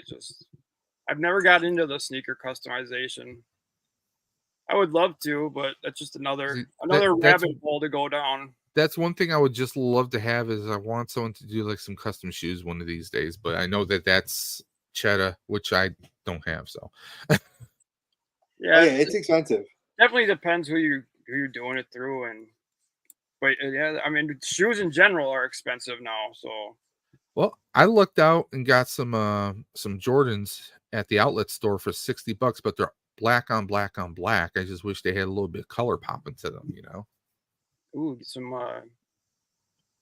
markers and mark them up. I'm saying. I was honestly thinking about that. I was gonna look up some videos and maybe, you know, do a little experiment. Because I mean, for $60 to get a size 15 wide for $60 at the outlet, some Jordans, I mean, that's kind of like a no-brainer right there. So LeBron, I'm gonna tell you, I love you, brother. And we're excited here too, but we are not gonna talk about those films until the SAG strike. Until SAG, because the Writers Guild, they figure this shit out. They're good. But until SAG figures their stuff out, you know, we have to take a hiatus from talking about some of the newer stuff. I mean, hypothetically, you could we could talk about the trailer that had came out before the strike, but that's about it. Oh, talk about the video game. I can't wait for that movie. It looks good. It does look good. I will say from the trailer alone, I'm interested, and I did play the video games. I replayed them on the Switch, and I liked it. And so actually, a good friend of ours, Birderbug, has been replaying them on Wednesdays. Yeah, she does. Actually, had a video this morning playing Five Nights at Freddy's. So, but Colin, the first time I played that with my son, I was sitting on the edge of the bed, and I was not expecting that jump scare at the end, and I flew off the backside of the building. It was so funny. My son was just laughing. I wish we could have had video of that to see that. I wish they have those games plus a few additional games that have been made as companion pieces to Five Nights at Freddy's, and they're all on Steam right now. So if anyone is a fan and they're looking to play those games, but Colin, did you ever see Willy's Wonderland? Oh yeah, yep, I have that one. What'd you think of that one? I love Willy's Wonderland. It was kind of like it was because we've been waiting for a Five Nights movie to come out forever, so that was kind of like it kind of held us over until now. And we're I love that Nicolas Cage got paid and not say a word. Oh yeah, you hear him grunt, and that's about it. It's a great movie. I just love how he beats the shit out of those. It's true. There's no messing around, dude. He just he's he's got like an was it OCD where he has to do certain things like in a pattern almost. Yeah. But it's great. The ostrich is I think my favorite fight with him and the ostrich. Oh dude, I love that movie. Gilster, I will address this. Dave and I have had this talk, and we are looking into next year sprinkling in MCU style content of the TV shows into what is relevant to the films. We are trying to keep the channel specifically geared towards just older films up until I would say the last 6 months. That's kind of Dave and I's like our golden rule. I mean, it's not that we don't want to talk about it. We are aware of Loki dropping, but our format has been about movies, and because of the writer's strike, which is, I believe the writer's strike has been resolved, but we still have the actors and the video game actors strike. Now the video game actors have now joined that strike. So out of respect and solidarity, we are abstaining from talking about new content out of respect. So, I mean, we are still, trust me, Dre already has us scheduled up to February, I believe you had said before. I got us up to February, so the middle of February we're up to. We have episodes where we're discussing 3, maybe 4 or 5 movies in some cases, and we have those all the way planned out to next year. So there's no lack of content. Trust me, we do want to create a little bit more variety because obviously, some people, they might want to hear our views on certain things. Personally, outside of the Outer Dimensions podcast, last year I was doing a stream discussing Quantum Leap. I may be bringing that back, but just doing it as straight videos. Because it all depends on what people are interested in partaking. You know, it all depends. Because I mean, you know, you might have 5 guys who, and we're not talking burger joints. You might have 5 guys who they want to hear about this show, and then you might have 10 guys who want to hear about this show. But you know, you might have 20 guys that want to hear, hey, you know, there's all these new movies, but we're bringing up movies that maybe people have not even heard of before. And as a nice little rewind, maybe they can see some of their favorite actors in a movie that they never even saw before that happened years ago. Like Dre mentioned, the Midnight Meat Train, which I looked up, and I'm just blown away. The people who are in this, I mean, Bradley Cooper, Vinnie Jones, and you know, Vinnie Jones, he's always going to be Sphinx from Gone in 60 Seconds. Juggernaut, man. I'm the Juggernaut, bitch. Or what about wasn't he in Lucky Slevin in he was in Lucky in Lock, Stock, and Two Smoking Barrels? He was also in Arrow. He's been in so many stuff. He's been on the TV show Arrow for those. But I'm saying like things that go further back though. Oh yeah. He's been around for a while. Oh yeah. I mean, like Brooke Shields. Who knew she was still acting? I like that you guys talk about older stuff that hasn't been really seen, because I mean, new stuff, everybody's talking about that, you know. Like there's channels. Ted Raimi is in there. Marvel and honestly, Colin, you're right. Like if I want to go to like if I really wanted to, you could watch like Flickster, Black Nerd Comedy. Yep. You can watch a lot of those channels that talk about the brand new movies as they're like getting stuff out. I don't like that because everybody and their grandmother covers it. And honestly, with all the new content, I wouldn't be surprised if Mr. Hollywood is going to be covering it. So if you're looking for some content to possibly cover Loki season 2, I'm going to make a suggestion of reaching out to Nerd Affiliated, because they usually have the pulse on the latest and greatest in geek culture. So Hey Archer and the guys Sal and of course Rambling Nerd at Nerd Affiliated, go ahead and check them out. They're probably going to have the good 411 on there. It'll probably be on Nerdy Coffee on Monday morning at 9 o'clock. Well, of course, tomorrow's Thursday, so we know Thursday scheduled usually around 8:15, more likely like 8:27. Let's just say 8:30-ish. Yeah, Archer will go live with Nerd Affiliated, and he usually has Sal in the chat and Rambling Nerd hanging out, depending on his schedule. Y'all remember the original trailer for the first Spider-Man movie? I do. Now, wait. Are you talking 1970s, the ones before we were born? See, that's what I was going to say. Like the 90s? William, you might want to. Are you talking about I'm going to say he's probably talking about the Toby Sam Raimi movies. Yeah, I remember those. Didn't know there was a Joker 2 till yesterday. Why? Do we really need another? Honestly, Gilster, I haven't watched the first one, to be honest. I'm that person. My wife actually didn't go see it with me. I wanted you to go see the Joker movie with you. Yep, I went to go see it. It wasn't a comic book film. For those of you that want to go see it, it's not a comic book film. It is a film about mental health. It is a film about mental health. I love the first one. I thought he did an amazing job. Oh yeah, in the second one, they said it's gonna be a musical and it's gonna be kind of like. Isn't it Baz Luhrmann? I don't think. I thought it was Baz Luhrmann who was directing it. Like the musical doesn't bother me. There's lots of musicals that I like. The only thing that worries me is the first one wasn't. So like, why is the second one like? Because they got Lady Gaga to be in it as Harley. That's why. Well, I guess we'll see how it is. I mean, it might not be that musical, but no, Todd Phillips is the director for this one. Oh, look at Blue Sasquatch. Thank you for coming through. I know Dave loves sharks. I like sharks too. Yes. # Team Sharks. But yeah, I mean, we don't talk about we haven't really talked about those sorts of films because again, it's not just the thing. It's like Colin said, Dave and I are 45 years old. We like older films because guess what? A lot of the older movies are good. Yeah, I mean, there's a lot of classics out there. I mean, I'm sure. I mean, honestly, there's some movies that if you give it a second chance, it might just become some guilty favorite of yours. Blue says he's 45.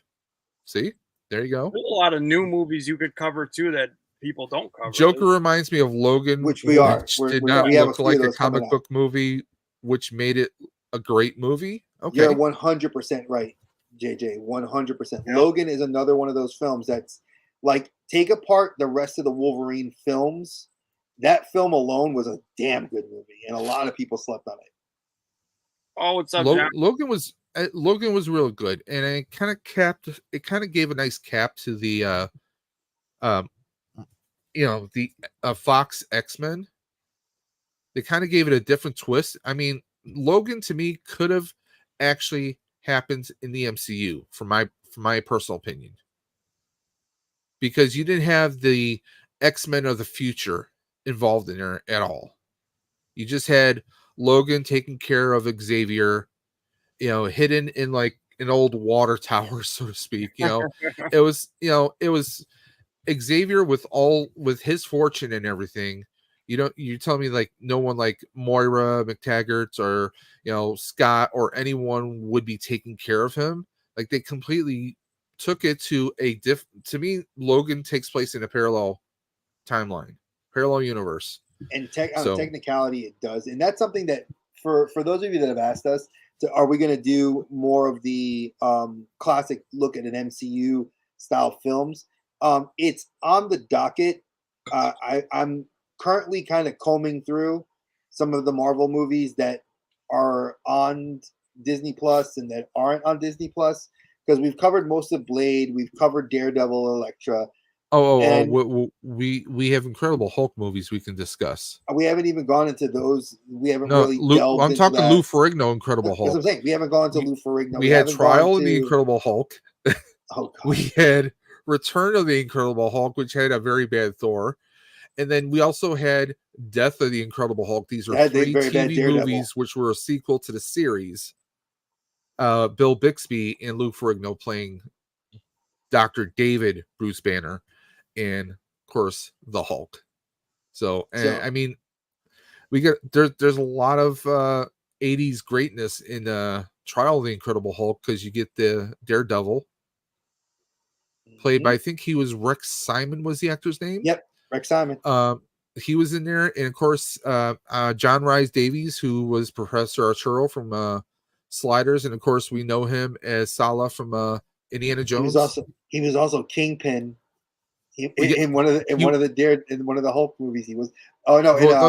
That's what I'm talking about. Trial of the Incredible Hulk. That was the same movie. He's got these nice reflective glasses. So he played oh God. So I mean, we have a lot coming through the pipeline, guys. We ever get, let's put it this way: if Dave and I ever got big, like blew up, and we wanted to branch off this channel, we would go into the '80s television shows like that, and could do so many. The spin-offs of spin-offs. Yeah. I mean, I can't fault that. I have to agree with Gilster. There were a lot of parts in that movie that was hard to watch. Like Origins. Origins, like the fact that Wolverine's motorcycle coat that he's been wearing all this time was just given to him by a farmer, and he would have kept it just for that reason. That was, and what about the Blob? The only really good thing in there was the first half of the movie with Ryan Reynolds playing Wade. That was enjoyable. And that became canon. Lord help me, that became canon. Yeah, but Wade fixed it though when he went back in time. Oh, and he's gonna fix it supposedly now. Which, if for anybody, he's gonna fix everybody. Yeah. So for anybody that doesn't know, and I know it's been all over social media, I've seen it, and I'm not gonna. I'll mention it here. If you have not heard about Deadpool 3 and all the craziness, yeah, all the pictures that are being placed out, we're seeing it's happening. The rumor is it's supposed to be like a comic book style twist to end that part of the universe. Daredevil kills the Fox universe. Deadpool kills the Fox universe and brings in the MCU. Now, there is also a rumor that lesser known people don't know, Gwenpool, who is a human brought in from the human world to the comic book world, and starts explaining to the comic book characters about this world is supposed to somehow maybe have a spotlight cameo in this movie. But which is it going to that be Emma makes me Stone? happy. Is it going to be Emma Stone? I am fingers crossed that if it is, because that would be hilarious. Because I would love to see them break the fourth wall again. That would be hilarious, but I don't know if she can do the physical maneuvers. But I mean, they can fake that. Spaceballs it. We can watch the movie right now as it happens. Look, we got the videotape. You know, I mean, yes, folks, Spaceballs. I went there. But thankfully, guys, Blade, Wesley Snipes, that's New Line Cinema, which would be excluded from Fox, as far as I believe. We don't know exactly where does that lie right now. Fox didn't have the distribution rights because when they put the Blade television show, that went on Spike TV, and Spike TV was owned by a Canadian company, which then became True TV. Yeah, well, it was all Canadian actors in there for the most part, except for Sticky Fingers. Except for Sticky Fingers, and we don't talk about why his fingers are sticky. No, you don't talk about him at all because they made him a character skin. God help me. I swear we could have. We don't talk about Sticky. No. Exactly. And I was just singing that song the other day about Bruno because I love that movie. Oh man, Dave had me rewatch that movie for another time, and I have to admit it's such a damn good movie for people that have not seen Encanto. Colin, you seen Encanto? You're talking about the anime, the Disney film, yeah. The Disney one. Yeah. Did you like it? I'm just curious. Did you like it? Yeah. That song's super catchy. Even if you don't like the song, it's like I love John Leguizamo, but I love that song. It's like, damn it, it's like an earbug. I said it before. I want Johnny to come back to doing some more comedy. He really needs to. I told you, you got to watch History about of Latin American culture. What history? It's on Netflix. It is hilarious. As a Puerto Rican male watching it, you guys got to do an episode where the pest is on, dude. See? Wait, are we getting Colin? Jeffrey Jones? I would definitely come on for that. There's got to be we got to find other movies that are The Pest. You got Super Mario Brothers. Super Mario Brothers. Tu Wong Fu. Tu Wong Fu has to be on that. And then we have to throw on at least one of his more current ones. I would say Sexaholics. No, I would say if you're gonna keep it comedy, Sexaholics. I love that stage show. You got to put one of the stage shows on there. You got to. Sexaholics. There's so much that we could pick from. The Freak. Freak was hilarious. Mambo King, more Mambo Mouth. Oh my God, I've seen them all. I have like 3 of them on Blu-ray. They're hilarious. As long as we don't do Romeo and Juliet, please. That wasn't a terrible film. It wasn't great, but it wasn't terrible. Like, look at my face. I mean, Jamie Kennedy doing Shakespeare. I mean, it's not as bad as him in Son of Mask, but it's pretty close. Oh Lord. Yeah, I went there. Bought the T-shirt and everything. I have a kid, so of course I saw Encanto. Williams says, the first rule of Bruno is we don't talk about Bruno. Facts. No. Nobody ever talks about the gates, small creatures. What about? Well, there's the gates in Gates 2, technically speaking, which had Stephen Dorff in it. What? Yes. Colin, have you heard of this? The Gates? I've never heard of this film. I think so. That sounds. Whoa! Stop it! You guys have never. I have to look this up. I've never heard of this. Gilster, you're getting 5,000 points because you've brought up a movie I have seen, but these two guys have not. No, I've seen this. You've seen The Gate? Yeah, I've seen The Gate. 1987? Yes, sir. Oh my God. I knew it sounded familiar. Yeah, I've seen this. Oh yeah. I you know what? I'm gonna be honest. I never have. The Gate. See Stephen Dorff. And The Gate Trespassers. Oh yeah, there's a slew of them here. So yeah. Dre, you've had to have seen this. There's no way. I might have. There has to. Dude, I need to see a trailer. Let me go to YouTube. I need to see a trailer. Yeah, dude, go watch. I want to tell you a story. I used to believe that Jesus was. No, we're not doing that. Really, Jesus? We're not that kind of channel. I was pulling up a trailer and there's a commercial, so I'm like, no. Oh, geez. Apparently that's YouTube the whole film. has the entire film. Yeah, you can watch the film. Yes. The Outer Dimension podcast. No, we're not doing that. We ain't gonna get copyright struck. As soon as I saw his face, I was like, oh yeah. 1986. Oh my! To the most evil place you can imagine, a gate behind which they have sound off. That's wait to take back what was once theirs. I hear it. I've seen this movie. You've seen it? Okay. Yes, I have. It's terrible, but it's so good. I was gonna say, dude, you had to have seen this. There's no way. I remember seeing the first. I don't think I ever saw the other ones, but I do remember seeing that one. Dude, okay. There's Celery. also a Gate 2. I love all movies like that, dude. There's also the Gate 2. I mean, it's 80s, but it is good. I mean, I haven't watched in ages, actually. Just like movies like Ghoulies and so many others. Ghoulies. Dang, Dave hit me in the feels, man. Going with the William was like, no. That's like Critters and.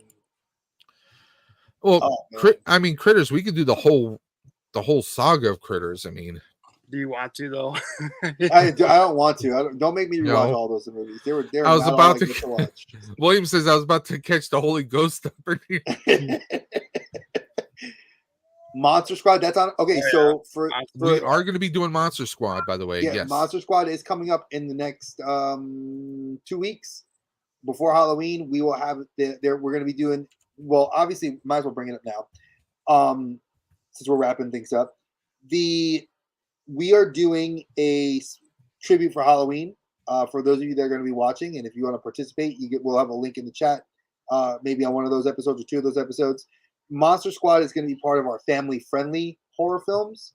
For obvious reasons, there are certain horror films you can show kids that are like I'm going to say Gremlins is in that realm because it's scary, but not like I don't think nightmare-inducing like it. And by the way, there is a 4K version now. Yeah, I just saw that was Monster released. Squad, and there's a lot of movies that just released on 4K. And that's something that I'm thinking about doing on my channel, talking about some of the 4K releases, because I'm liking a lot of what's coming out being re-released, and there's some things that do need to be remastered. Monster Squad, cult classic, I mean, this is just a regular Blu-ray, but you can get it for like $11.99, just a regular Blu-ray of Monster Squad. The Wolfman has nards. 4K. Here's the 4K version for like 50 bones. Now you can find it cheaper at Best Buy if you go in store, or and if you go to Walmart. I know Walmart has some 4Ks up. And we get the Puzzle Queen in the chat. Dang, hey Kat.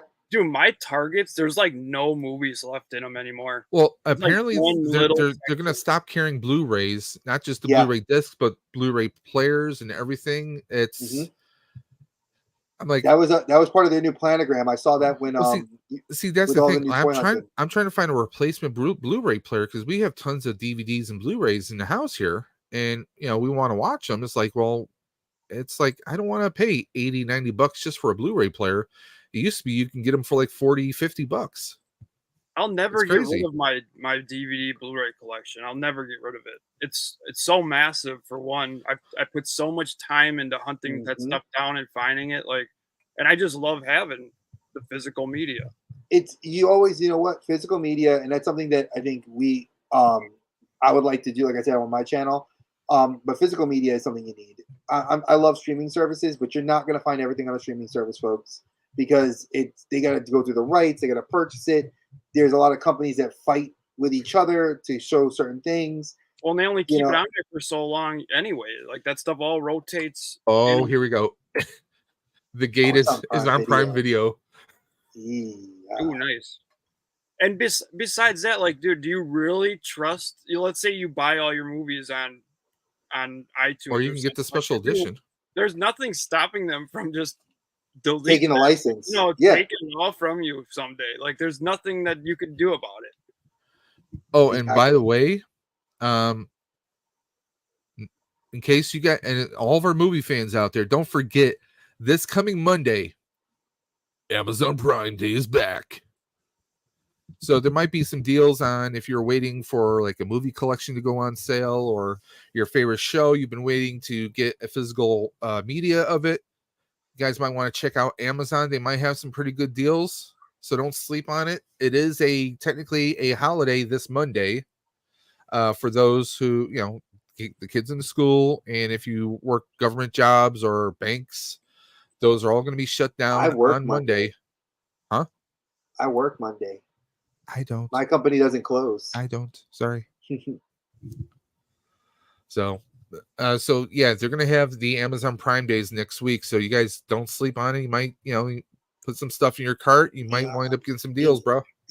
Speaking of horror movies, you guys remember the movie Neon Maniacs? I remember 10,000. There was like 20,000 Maniacs was a movie. Not the band. I'm talking about an actual movie. Oh my God. Neon Maniacs. I'm going to look that up. I would have to say I don't think I've seen AJ on one of these days. Since he's bringing up some movies, Neon Maniacs. Here we go.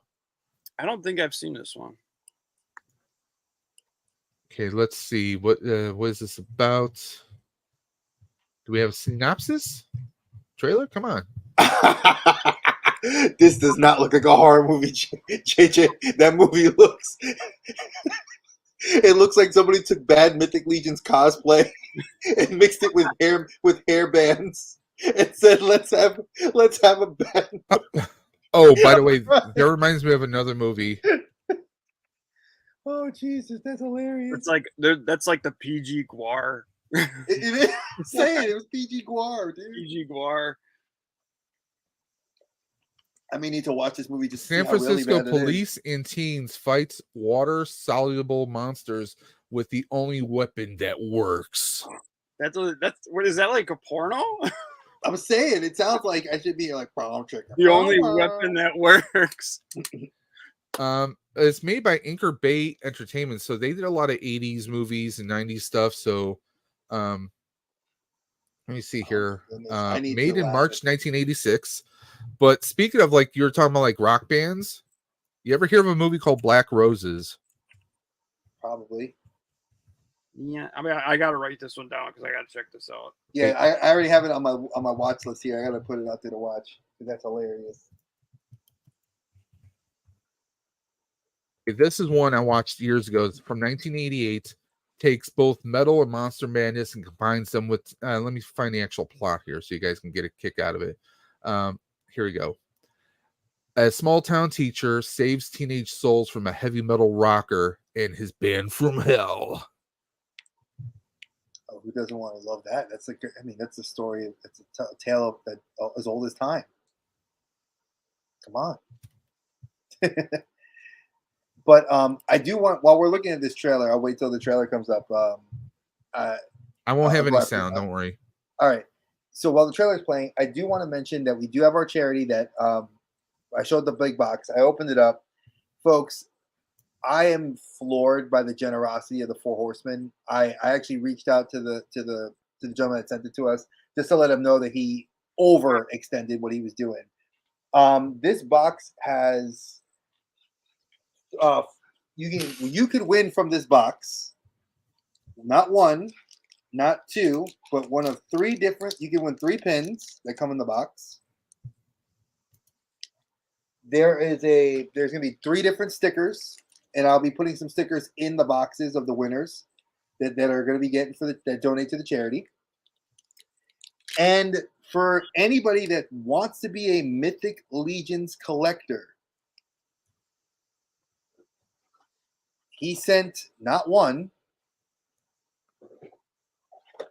not 2. 6 Mythic Legion figures. Holy shit. So there are, you have a barbarian, this is a dwarf, a barbarian, a skeleton, a variant skeleton, an elf. Folks, like I said, look. And this is a demon. Wow. So you guys, whoever wins this box and donates, and your name goes on the wheel for the mythic box, this is what you can win. This right here, folks, I will tell you the estimated value. These are $50 a figure. So that's $300. I'm just giving you guys, I'm giving that honest right now. You decide to donate to this awesome cause, you guys will have an opportunity. This will be one of the boxes. I'm literally going to leave it in the box as it is. It's the same like what you call it, like Rex's mask that he made for Darth Maul. That is a box already pre-made. All I got to do is whoever wins it, I get your name and I slap it on the box. Now, a lot of people have not watched the video, and I don't expect a lot of people to watch it, but since we're going on several different streams, I want you to know you need to take a screenshot, folks, of your donation. Of your donation. You do not have to donate multiple times. If you choose to, you can. One donation will get you a spot on the wheels. Mm-hmm. Now, the thing is, we're still figuring out if we're going to have the person choose what wheel they want to be on, or we just kind of potluck it and we'll just move the names over. So you have an opportunity to win this prize, an opportunity to win one of the 5 prizes. Well, I mean, one way we could do it is we could do it this way. We do an elimination wheel or a one and done, depending on however we want to do it. That person, and then we have a separate wheel to choose amongst the prize wheels, and we spin, and that decides what prize that person's going to get. So we have 2 separate prize wheels. One is the name of the winner, and then they will find out what their prize is. Now, like I said, that could be one way to do it, but we can discuss that. It's again, you're talking to the 3 guys that are working on this thing, and this is a very important charity to me. Four Horsemen has definitely said that they will want to work with us again in the future, and they have offered to send me a box again for the next charity with signed merchandise. I mean, this is awesome. I already know like 4 different people who will flip their wigs when they hear that there's 6 figures involved. And this is like, and I'm going to tell you now, none of the prize boxes are under $100. Just to give you guys a perspective. This is a Mythic Legion starter pack. Yeah, you want to get into Mythic Legions, this is the starter pack for you. This is the Cabal Indoctrination pack, basically. For the, like, if their donation, and then they can pick what prize they want to put it towards. Like, that's what I was thinking too. At, like, festivals, you buy like a ticket for raffles, and then you pick you put like the you want, like the basket raffles, yeah. Because there might be people that all they collect is Mythic Legions. But that could also be that could work in other people's favors, because if, like, let's say there's like, you have prize A, prize B, prize C. Well, if prize C happens to be something that maybe not too many people collect, well, now that person's like, hey, I'm going to jump on this one. Yeah. But maybe that might start thinking, hey, they're starting to gain. They have like 20 people on this one. Maybe I should jump on that one, Like, because I'm pretty sure I'm going to, my thing's going to be a Turtle 4-pack. I don't know which one yet, but that might bring it, just because of that Mythic Legions box or like that Turtle 4-pack, that might bring in donations just because people want to enter for that specific thing. Yeah. So I think we should do that. Like, they can put their donation thing towards whatever raffle they want. Exactly. Now, the thing is, folks, there are 5 prize packs. 5 prize packs. I'm calling it the mix prize pack, which is going to contain an anime figure. It's going to contain a horror figure and some sort of superhero figure.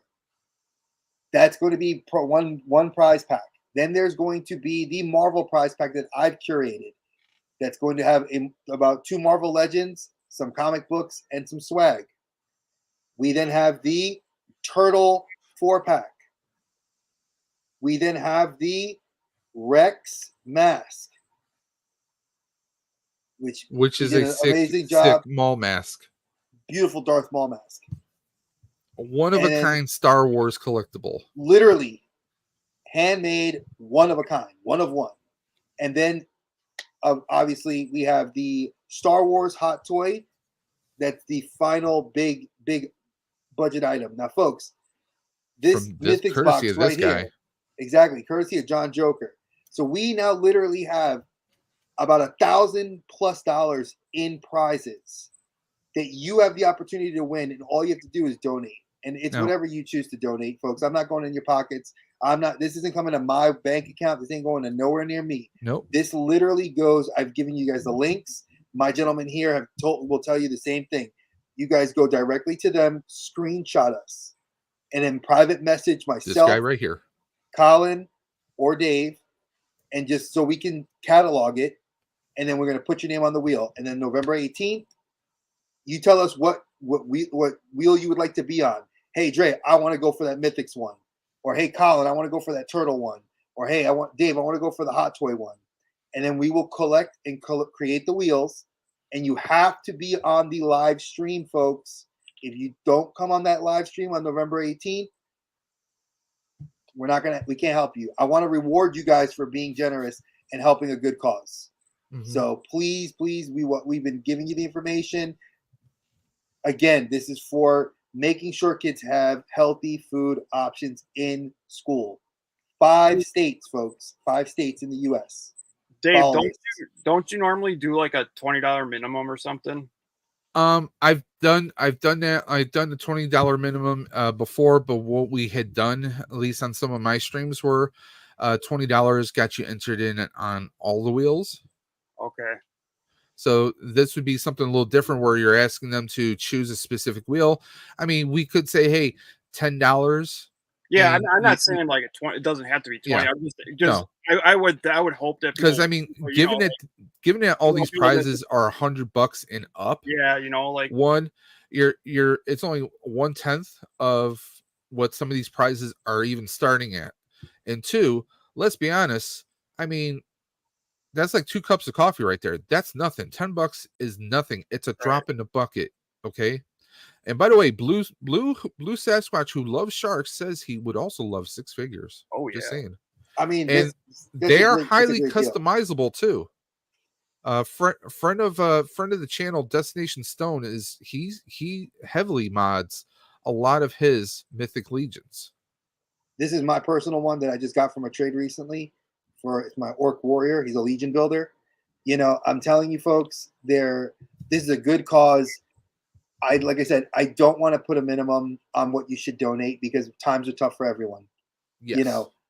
But I would like to say donate what you can, and please let us know if you wish to get into multiple wheels. We will probably ask for a larger donation sum. Dre, how much does a Mythic Legion retail for? These are all Legion builders that are in the box. So I would say those are $49.99 a piece.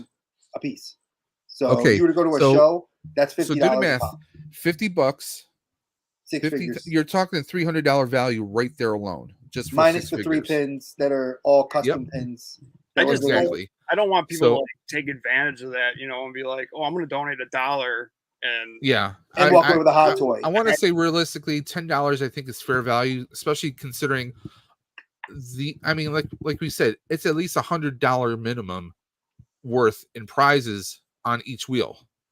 Our lowest box is getting. Our lowest box is $100. Yep. My box and the lowest box are $100 boxes.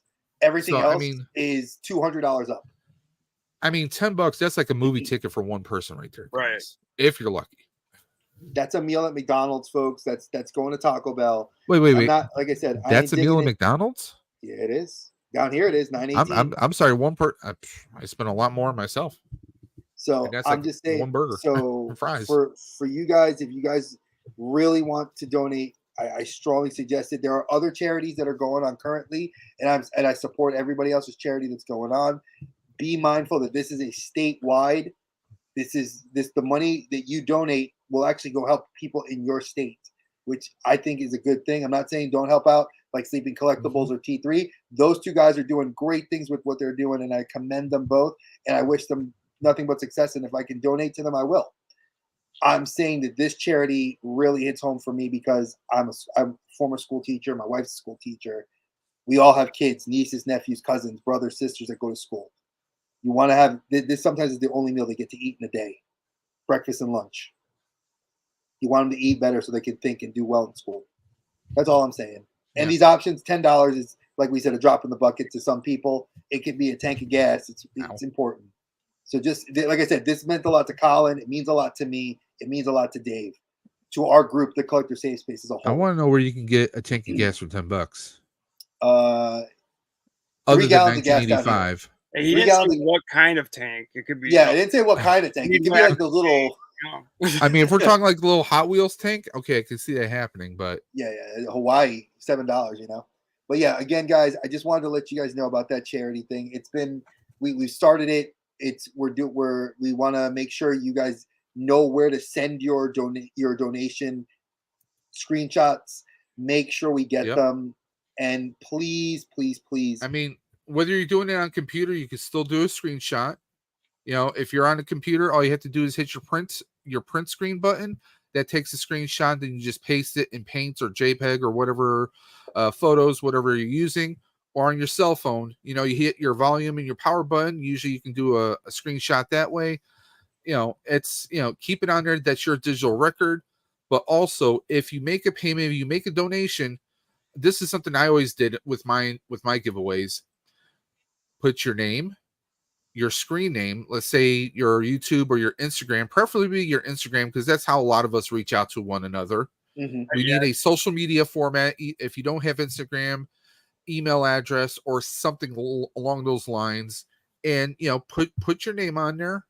A solid way that we can contact you, whether it's Instagram, email, or phone number or whatnot, because we have to be able to reach you. Okay, because obviously those winners, you know, we're going to get a hold of you right away. We're going to get your address information so we can get these prizes shipped out accordingly.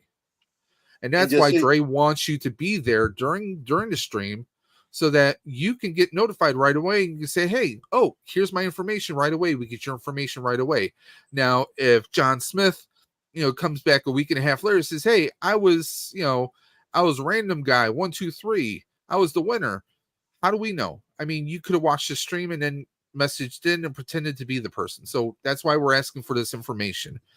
You know, your donation, your name, your screen name, if it's different, you know, like if Vader Girl threw her name in there, a lot of us know her by her actual name, Kat, you know.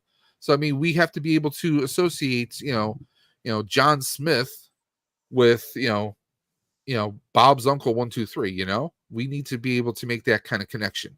It helps you, it helps us, keeps everybody honest, and it's just a bit more effective that way, guys. And just so all unclaimed prizes go to me, so oh, hey, that's no problem. Those unclaimed mythic legions may be going into another dimension.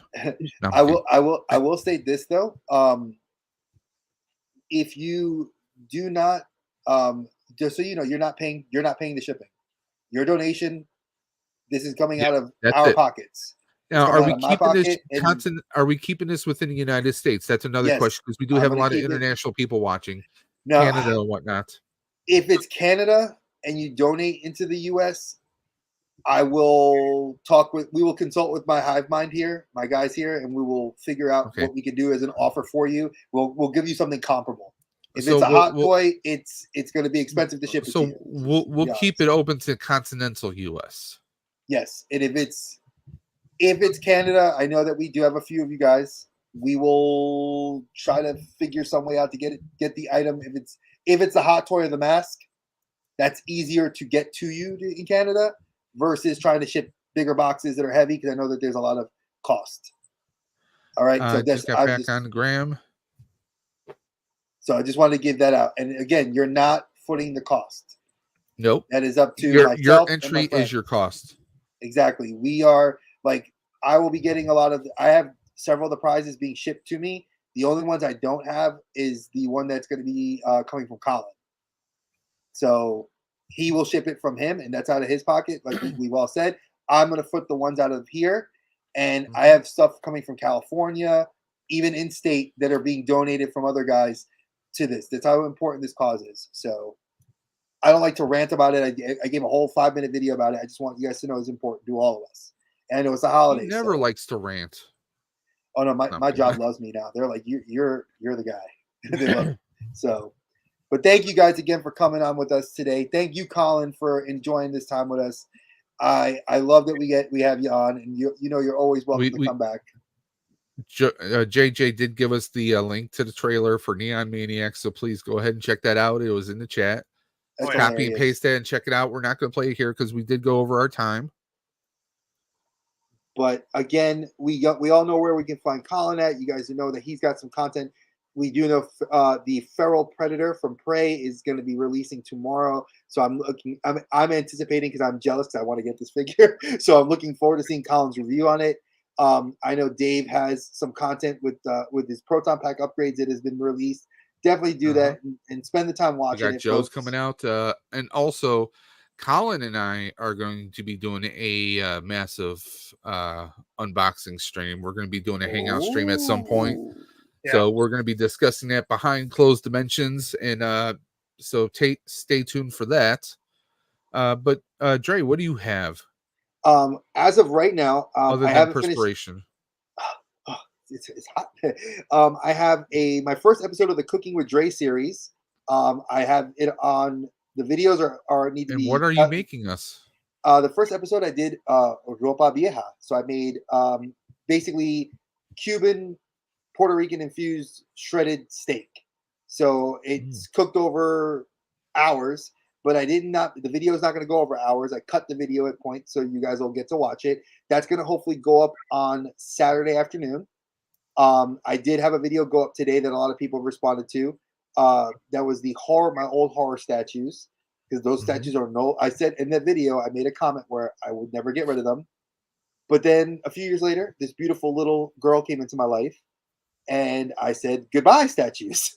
So they're all gone, but it was cool to watch the video again. Okay. And I do have some reviews that are being filmed on Sunday, hopefully, for some figures, because I do have a bunch of cherry-picked figures I want to do reviews on. I know LeBron just did the IDW Turtles. I'm going to be doing my own review on them.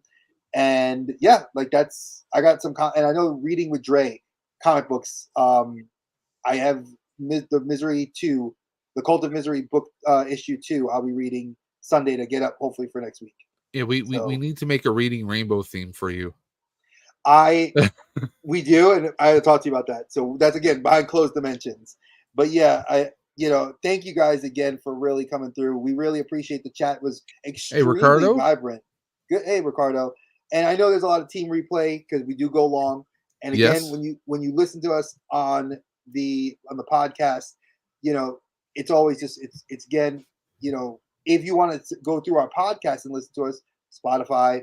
We are on YouTube. We haven't gone to YouTube podcast yet. We are going to try to look at Apple and a few other platforms that are still free. There's not that many left because Dave and I encountered some issues. But episode 20 will be where we get the next batch of 5 episodes up, which will be in 2 weeks. So in 3 weeks' time, expect us to have another batch of 5 up. And we have some more guests that want to come on the show.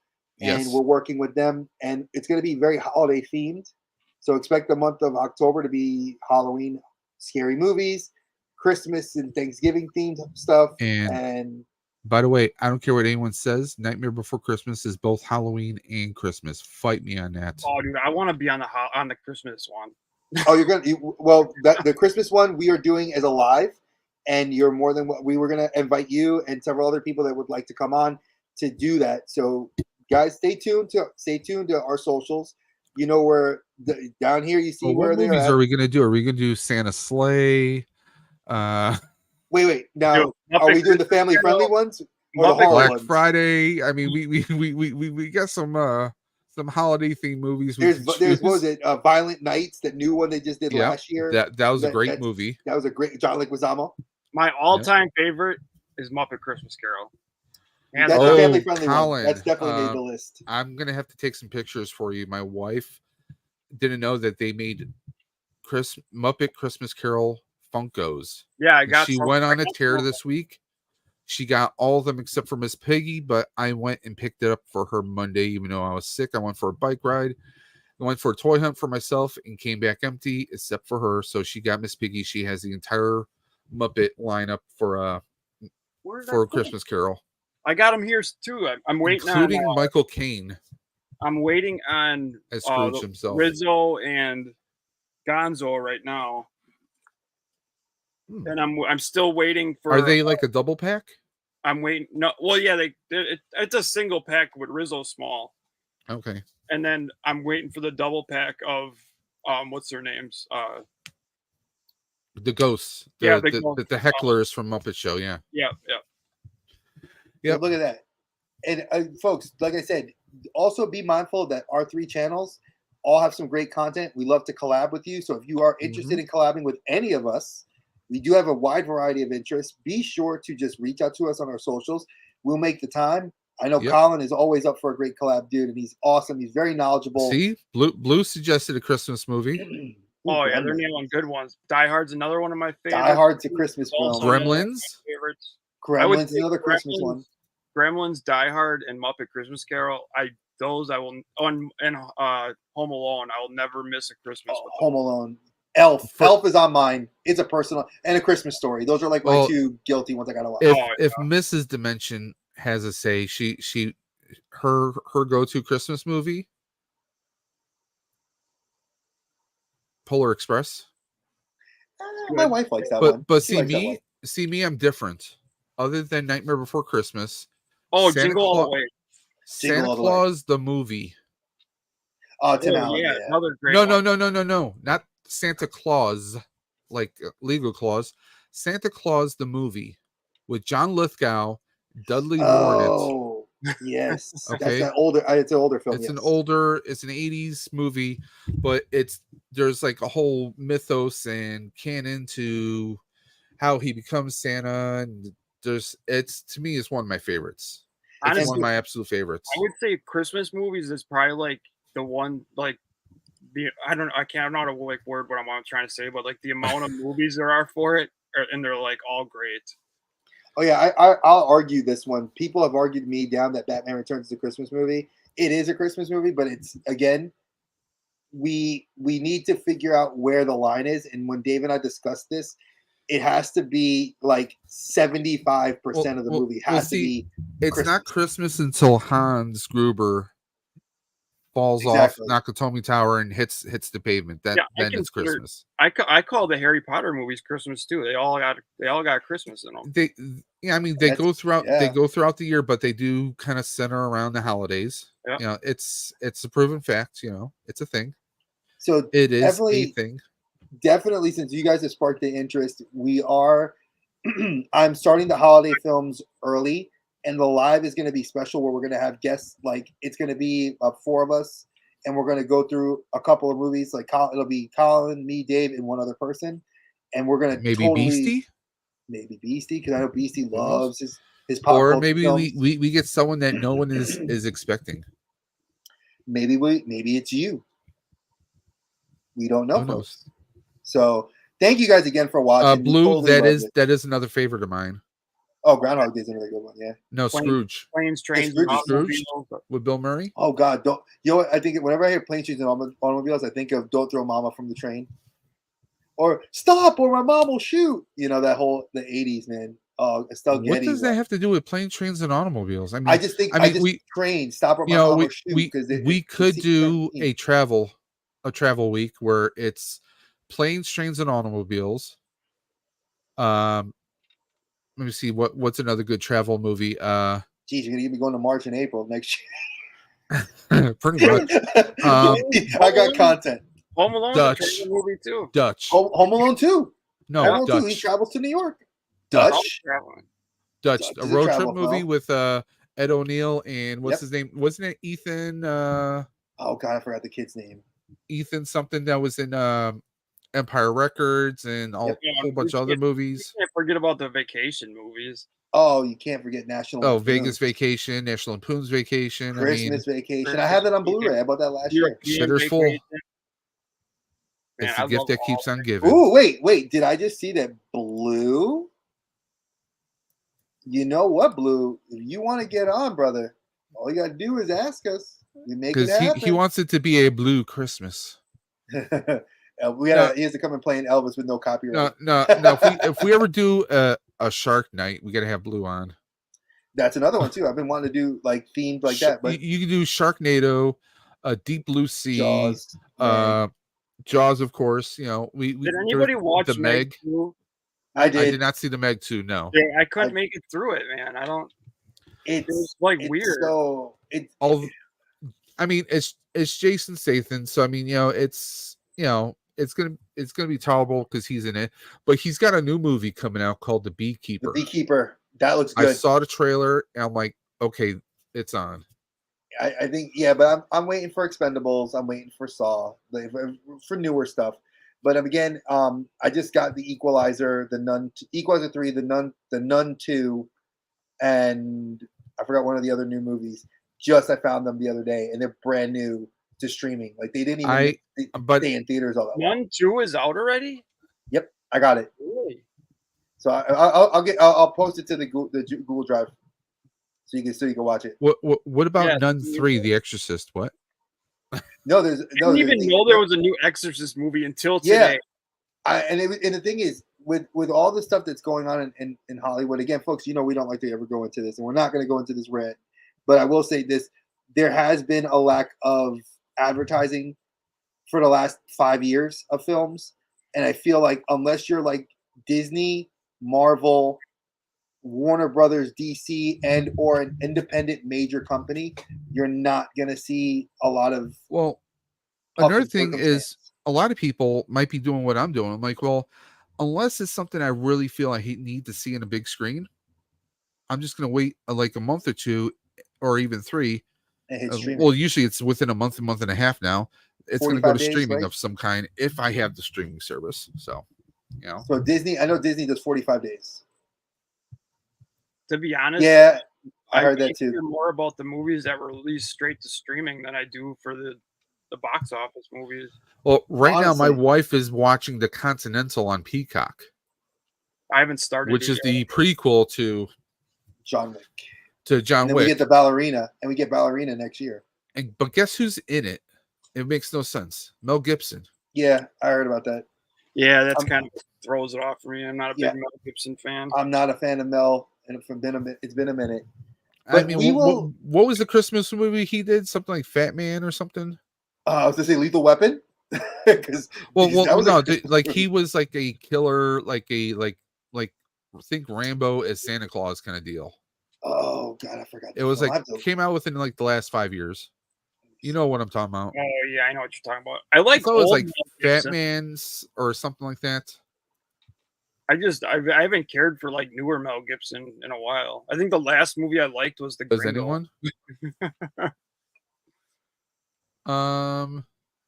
See here. Yeah, see, Exorcist Believer. I didn't even know about that movie until today. Yeah, it was called Fat Man. I heard it's been getting bad feedback too. Yeah, it came out in 2020, in fact. I've heard nothing but bad things about it. I still want to see it. Like I know the Nun 2 has gotten a lot of really good reviews. And I love the first Nun movie. Exactly. And I love the Conjuring universe. I know James Wan puts his hands in it. So the only thing that sucks is like I think a big part of the first Nun movie is the cast, and it's going to be hard not seeing that same cast for the second. Well, supposedly 2 characters come back. The lady that played the nun, she's reprised her role. What's his name won't be back. But the girl, the nun that was from the first movie, she's coming back. Yeah, the other girl, the good one, the one that survived. Yeah, she was the one that was in Annabelle, and she went through all the Annabelle films. So supposedly we're going to get we're getting a bunch of throwbacks. So I'm interested. But again, you know, for those of you that do watch the channel, we appreciate all your love and support. We are looking forward to another scary month, our first year doing the scary movies. You know, look forward to again, you guys want to reach out to us. Let us know what you guys think. If you guys like the content that we do, tell us. We'll bring you more. And Dre, how can they do that? Well, you can come to the Outer Dim Pod, which is on the X, formerly known as Twitter. Or you can hit us up at the Outer Dimensions Podcast on Instagram. Or you can hit us up at his personal phone number 41. No. No, there's the Outer Dimensions Podcast at gmail.com. Call me now for your free read and Dre's number is 513. No, 867-5309.